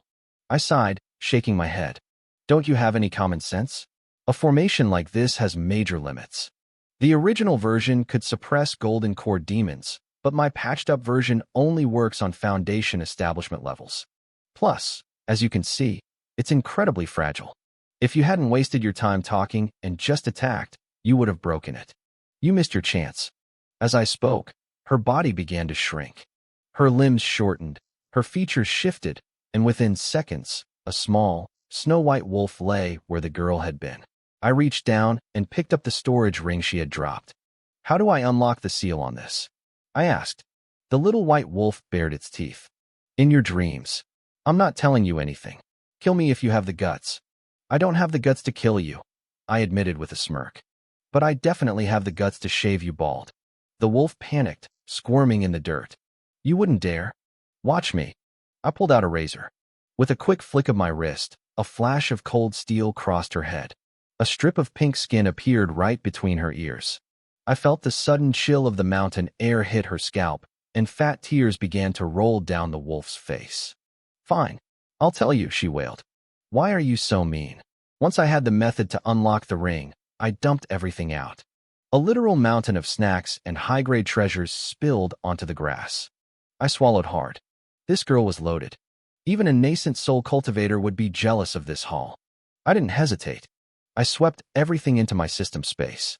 These items were likely tracked or marked, but inside the system's void, even the gods couldn't find them. The bald little wolf watched me rob her blind, her eyes misty. You have everything now. Can I go? If it's not enough, I can get you more. My father is. I reached down and pinched her snout shut. I don't want to know who you are. I don't want to know who your father is. If you keep your mouth shut, I'll let you go once my business is done. But if I find out your identity, I'll have to kill you to keep my secret. Do you understand? The wolf nodded frantically. Good, I said, a mischievous grin spreading across my face. Now, let's give you a little makeover so no one recognizes you. A few minutes later, agonized screams echoed through the valley as if some horrific torture was taking place. Meanwhile, in the Silver Moon Palace, the atmosphere was suffocating. What did you say? The Silver Moon Wolf King roared, standing up from his throne. His soul transformation stage pressure made every demon in the room tremble. The two Golden Core guards who had lost the princess looked like they were about to drop dead from pure fear. Losing the princess to a human was a crime that would get their entire clans executed. The king frowned, his fingers moving in a complex calculation, trying to divine his daughter's location. After a moment, he stopped. You failed your duty. Go receive your punishment. The guards scrambled out, thanking him for their lives. Once the room was cleared, the king turned to an elderly demon leaning on a cane. Elder Gui, what do you make of this? It is not simple, the old man rasped. I tried to calculate her location the moment she vanished, but her path has been obscured. Everything is a chaotic blur. A human golden core cultivator shouldn't have the power to hide from our divination. The king nodded grimly. I found the same thing. To interfere with the heavenly secrets like that, the kidnapper must be at the soul transformation stage or higher. They came prepared. Elder Gui hesitated. If it is a simple kidnapping for ransom, we can handle it. But I fear they are after that secret. We've taken half of the great Qian Empire's land, and our sudden rise has made people suspicious. Even within our own ranks, not everyone is loyal. The king's eyes narrowed into slits. The Saber-Tooth clan? Not just them, Gui replied. The Tiger clans are moving too. They know the princess is the key to everything. If they want to play, the king growled, we'll play. It's time they remembered who truly rules this kingdom. Back in the capital city of the Silver Moon Kingdom, I walked through the crowded streets. In my arms, I held what looked like a small, hairless, pitch-black dog. Even though this was a demon city, it looked remarkably like a human one, mostly because so many high-level demons here chose to take human form. Suddenly, I winced in pain. I looked down. The dog was biting my arm with everything it had. Let go, I hissed. No, the little wolf muffled through my sleeve. Give me back my snow-white fur. I told you, that ink is special, I whispered. It won't wash off. If you want your color back, we have to wait for the hair to grow in. Until then, I'm calling you Little White in memory of what you used to look like. You're a bully, she cried. Just you wait. I ignored her tantrums and kept walking, acting like a casual tourist. By the way, I said quietly, when your kingdom fought the great Qian Empire, I heard a few famous people went missing. Specifically, Fairy Chong Sheng from the Linglong sect and the physician monk from the Heavenly Buddha Temple. Did your people kill them? The little wolf snorted. If we could have killed them, we would have done it a long time ago. When it came to the most difficult people to deal with in the great Qian Empire, those two were definitely at the top of the list. Who would have thought they'd actually? The little wolf stopped mid-sentence. She looked up at me, her eyes narrowing with suspicion. You're trying to bait me for information, aren't you? I was just asking. If you don't want to talk, forget it. Just asking? Really? The blood escape technique you used is a secret art of the Shangqing sect. It's never taught to outsiders, not even outer circle disciples. The Heavenly Buddha Temple, the Linglong sect, and the Shangqing sect are the three pillars of the great Qian Empire. They're all connected.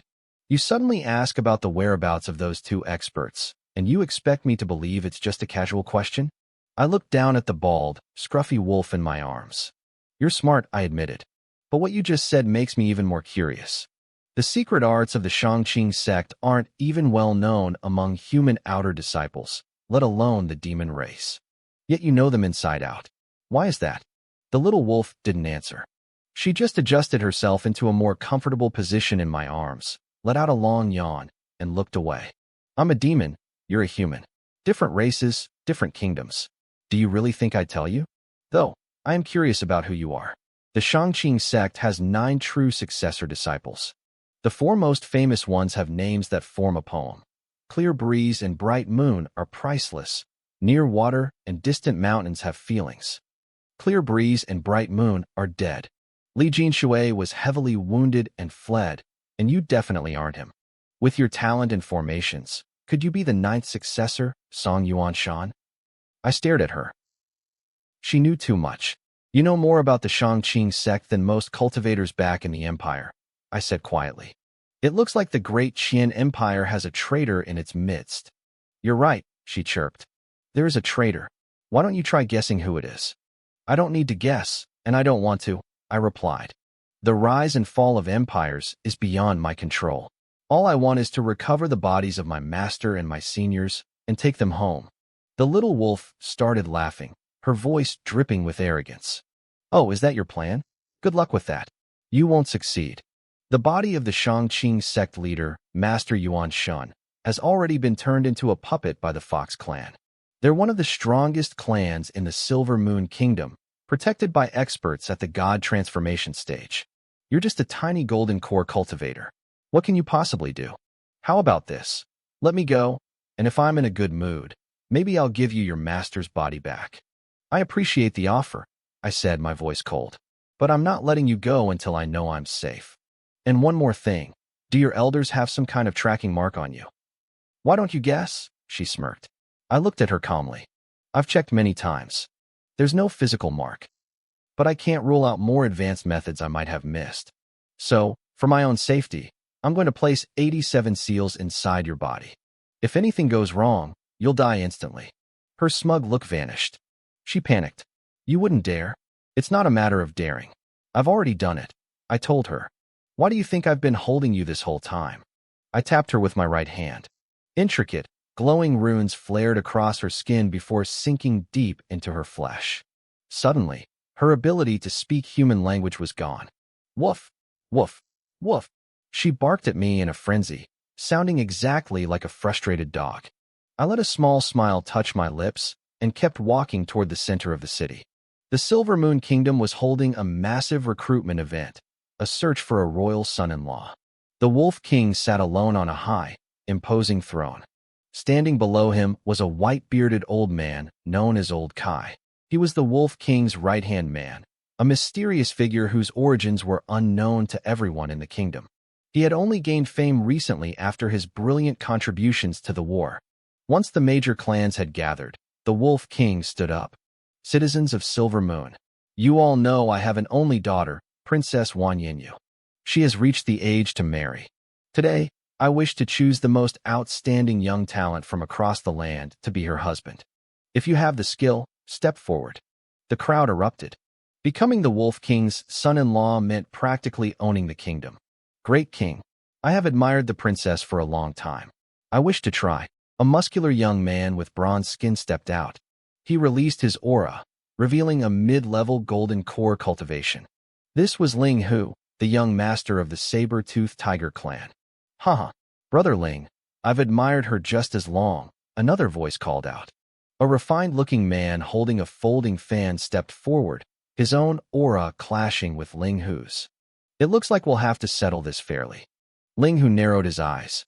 Hujan, I didn't know you had feelings for the princess. Are you just making things up? Brother Ling, you joke, Hujan smiled. My Fox clan is cultured and refined. We don't scream our feelings from the rooftops like you savages. Ling Hu snarled, but didn't argue further. The Fox clan was famous for their sharp tongues. He knew he wouldn't win a verbal fight. Seeing the two top contenders step up, the other demon clans felt discouraged. In terms of background and power, no one could compete with the saber-toothed tigers or the foxes. Anyone else joining would just be a background character. The Wolf King was about to explain the rules when a figure suddenly jumped up from the back of the crowd. Wait, I want to join too. The powerful demons in attendance frowned. This was supposed to be a selection for the elite of the demon race. Who was this intruder? Sorry, excuse me. Coming through. Sorry, I'm in a bit of a rush. I squeezed through the thick crowd, struggling to reach the front. Once I made it, I straightened my messy clothes and bowed. I am Lin Yuan, a human. I offer my greetings to the Wolf King.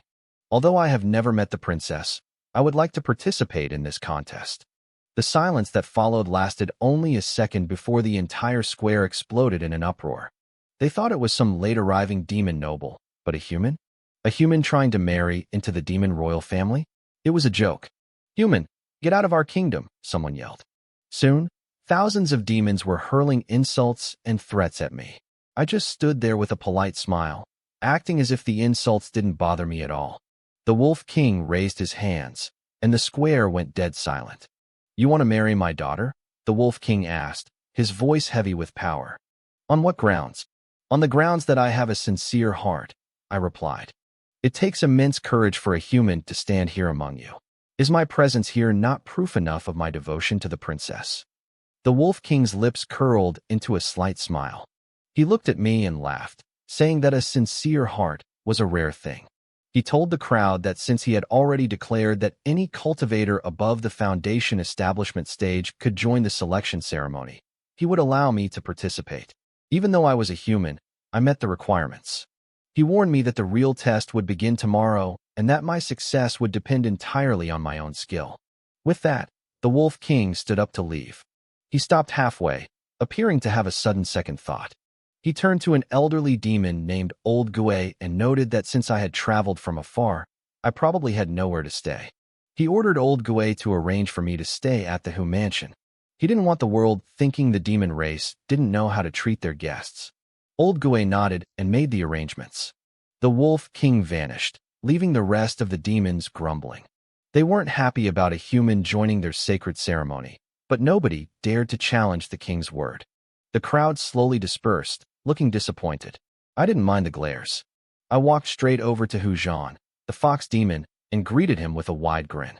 I told him I'd be troubling his household for the next few days. Hu Zhan looked me over, his eyes sharp, but he returned the smile. He told me he admired my courage and said it was a stroke of luck to share a roof with someone like me. The tiger demon, Ling Hu, looked like he wanted to vomit watching us play nice. He spat on the ground, calling the Fox clan disgraceful for cozying up to a human. He pointed at my clothes, sneering that I clearly came from the Great Qin Empire, a nation of losers that had been defeated by their own Yu kingdom. I didn't even blink at his insults.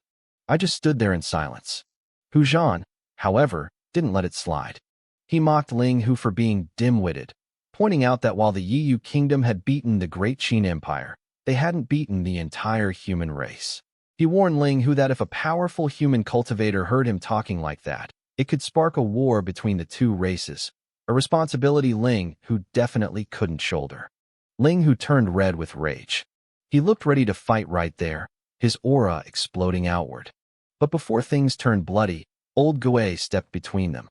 He told them to stop making a scene in broad daylight, asking if they wanted the outsiders to laugh at the demon race's internal squabbles. Ling Hu let out a final huff and stormed off. Once he was gone, Hu Zhan apologized to me for bringing up the war. He mentioned that while their kingdom was at war with Great Qin, the Fox clan had always been friendly toward humans.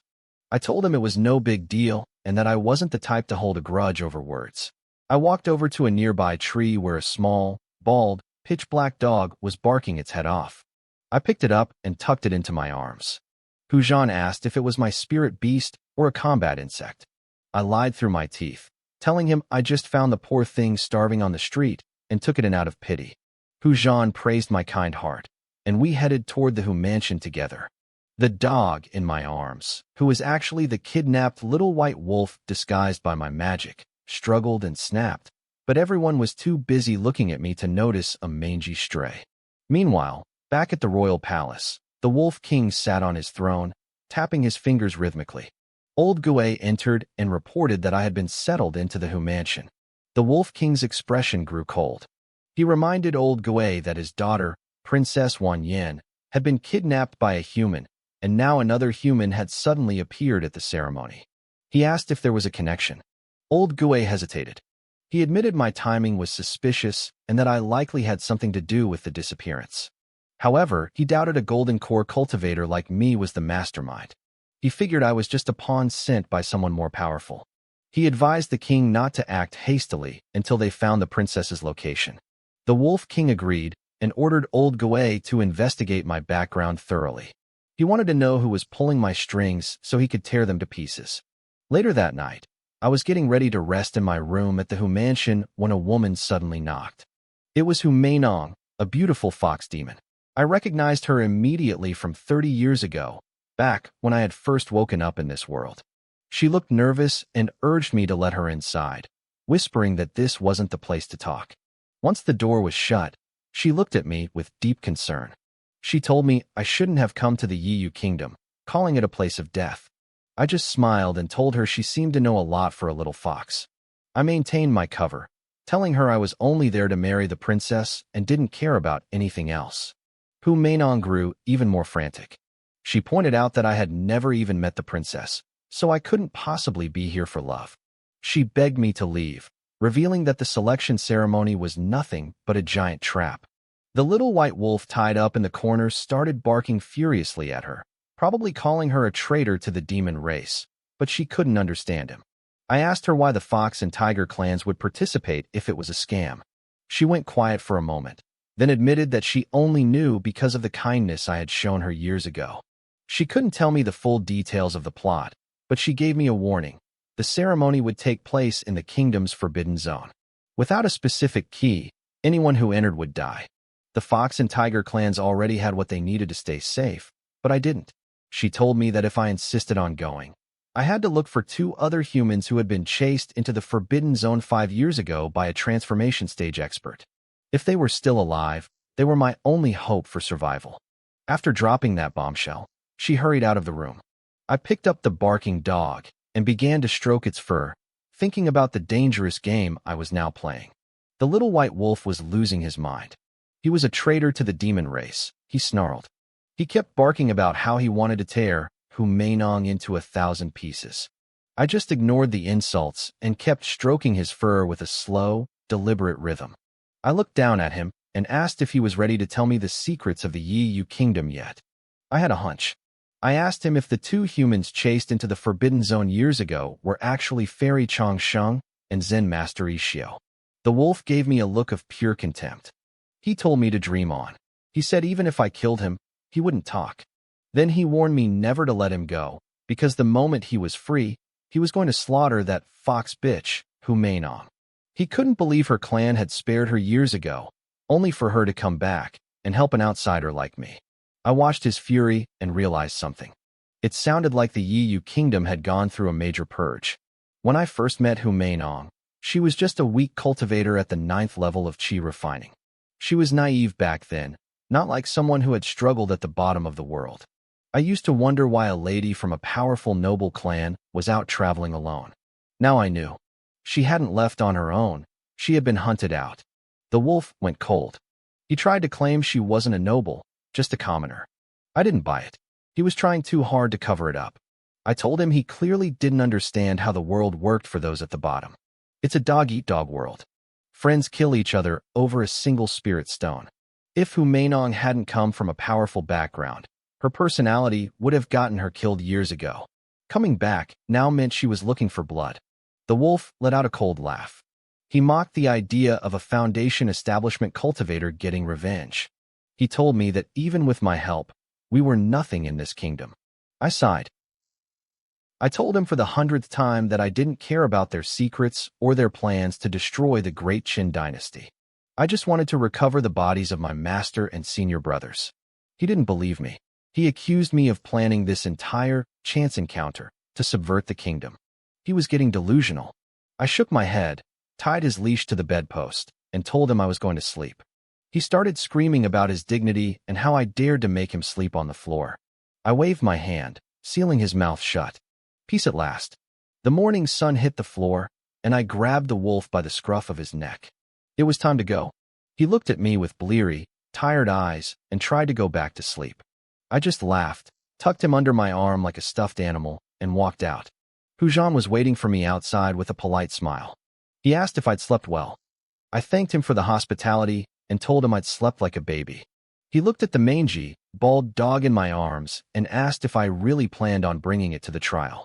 I told him Xiao Bai and I were inseparable. Pujan paused at the name, then started laughing. He thought it was funny that I'd named a hairless dog Little White. I shrugged and told him the dog hallucinated about having white fur, so I was just humoring him. Pujan assured me it wasn't an issue. The trial allowed any means necessary, including battle pets. He led me toward the Forbidden Zone. We walked for a long time until we reached a deep valley. I could feel powerful auras hidden everywhere in the shadows. I asked him where we were.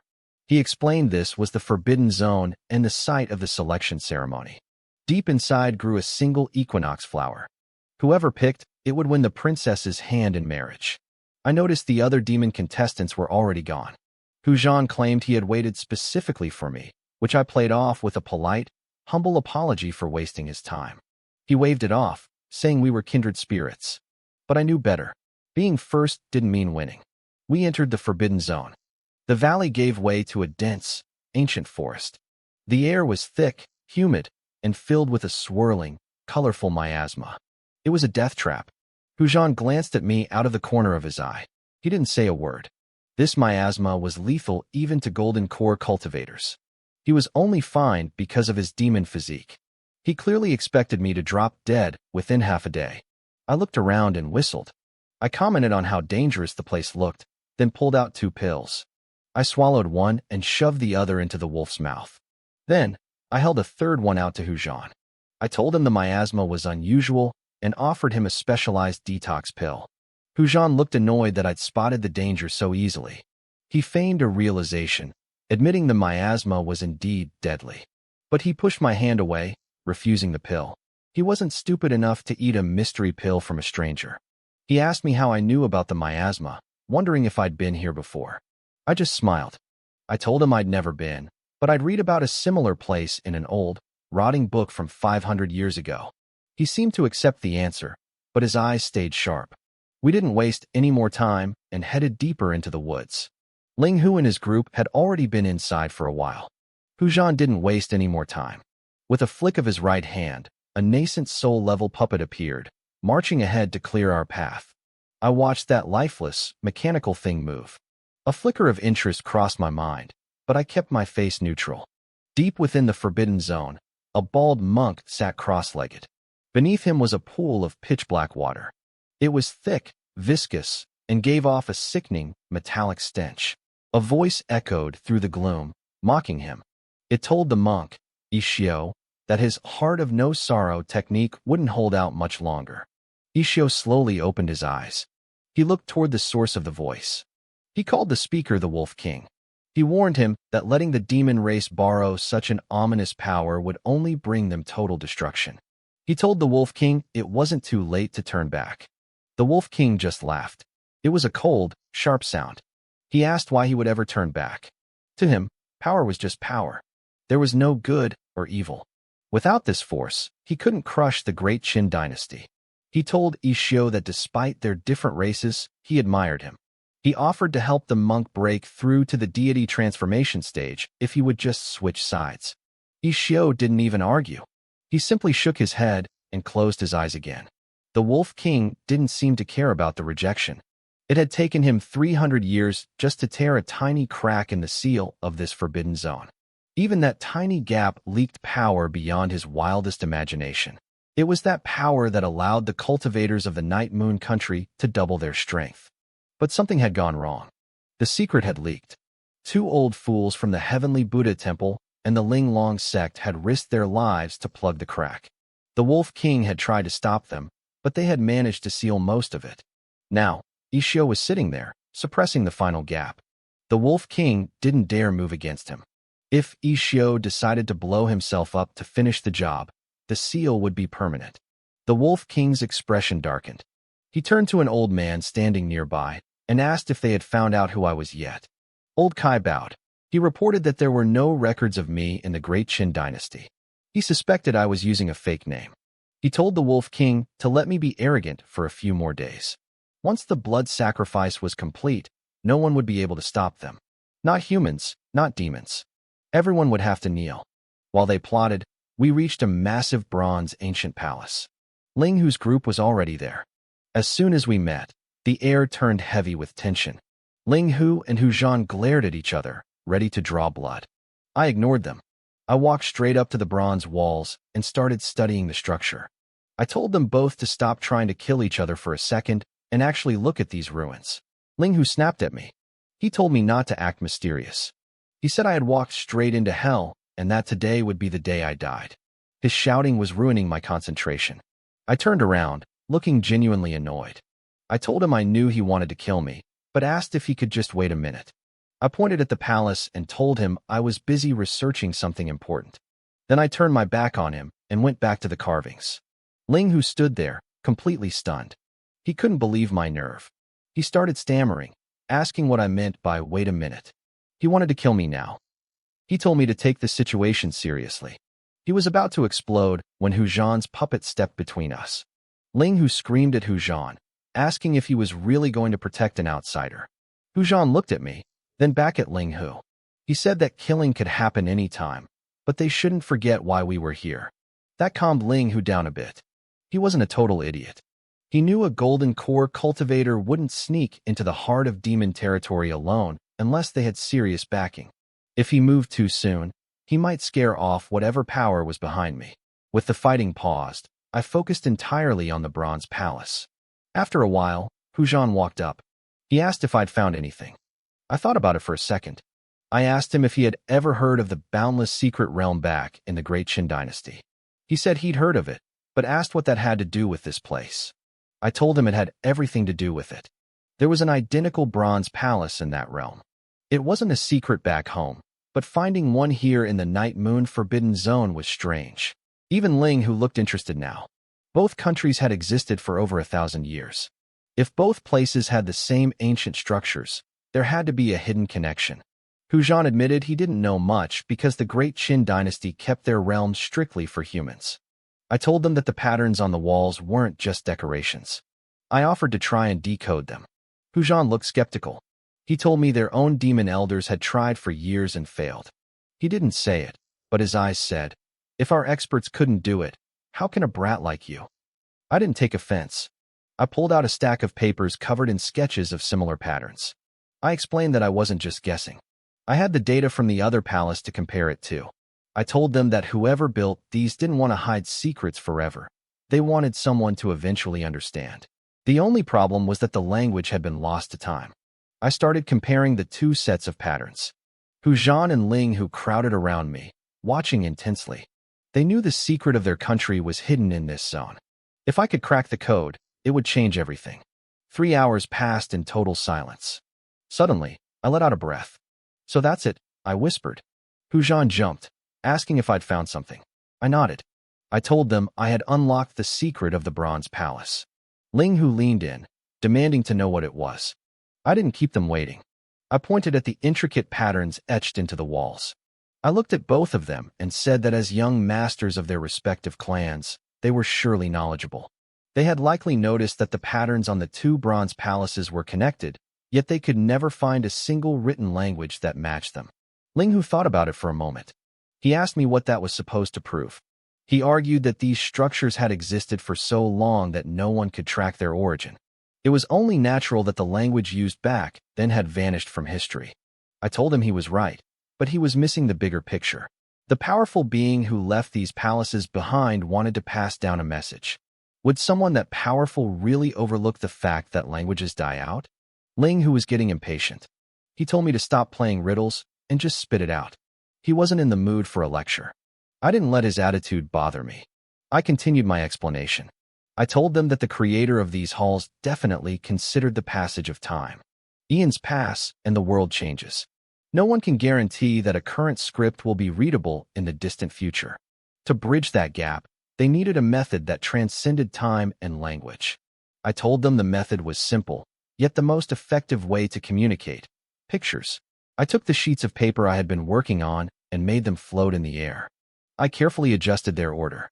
Once they were lined up, I used my spiritual energy to trace the patterns directly off the walls of the Bronze Palace. I merged the two sets of patterns in midair. They swirled together, shifting and locking into place until they formed a single, fragmented image. I explained that while text can experience a gap in history, pictures do not. Images are the primary way every living being learns. From the moment a creature opens its eyes, it gains knowledge through sight. We see mountains and trees, and we immediately understand their shape and color. The patterns on the Bronze Palace weren't words at all. They were parts of a vivid illustration.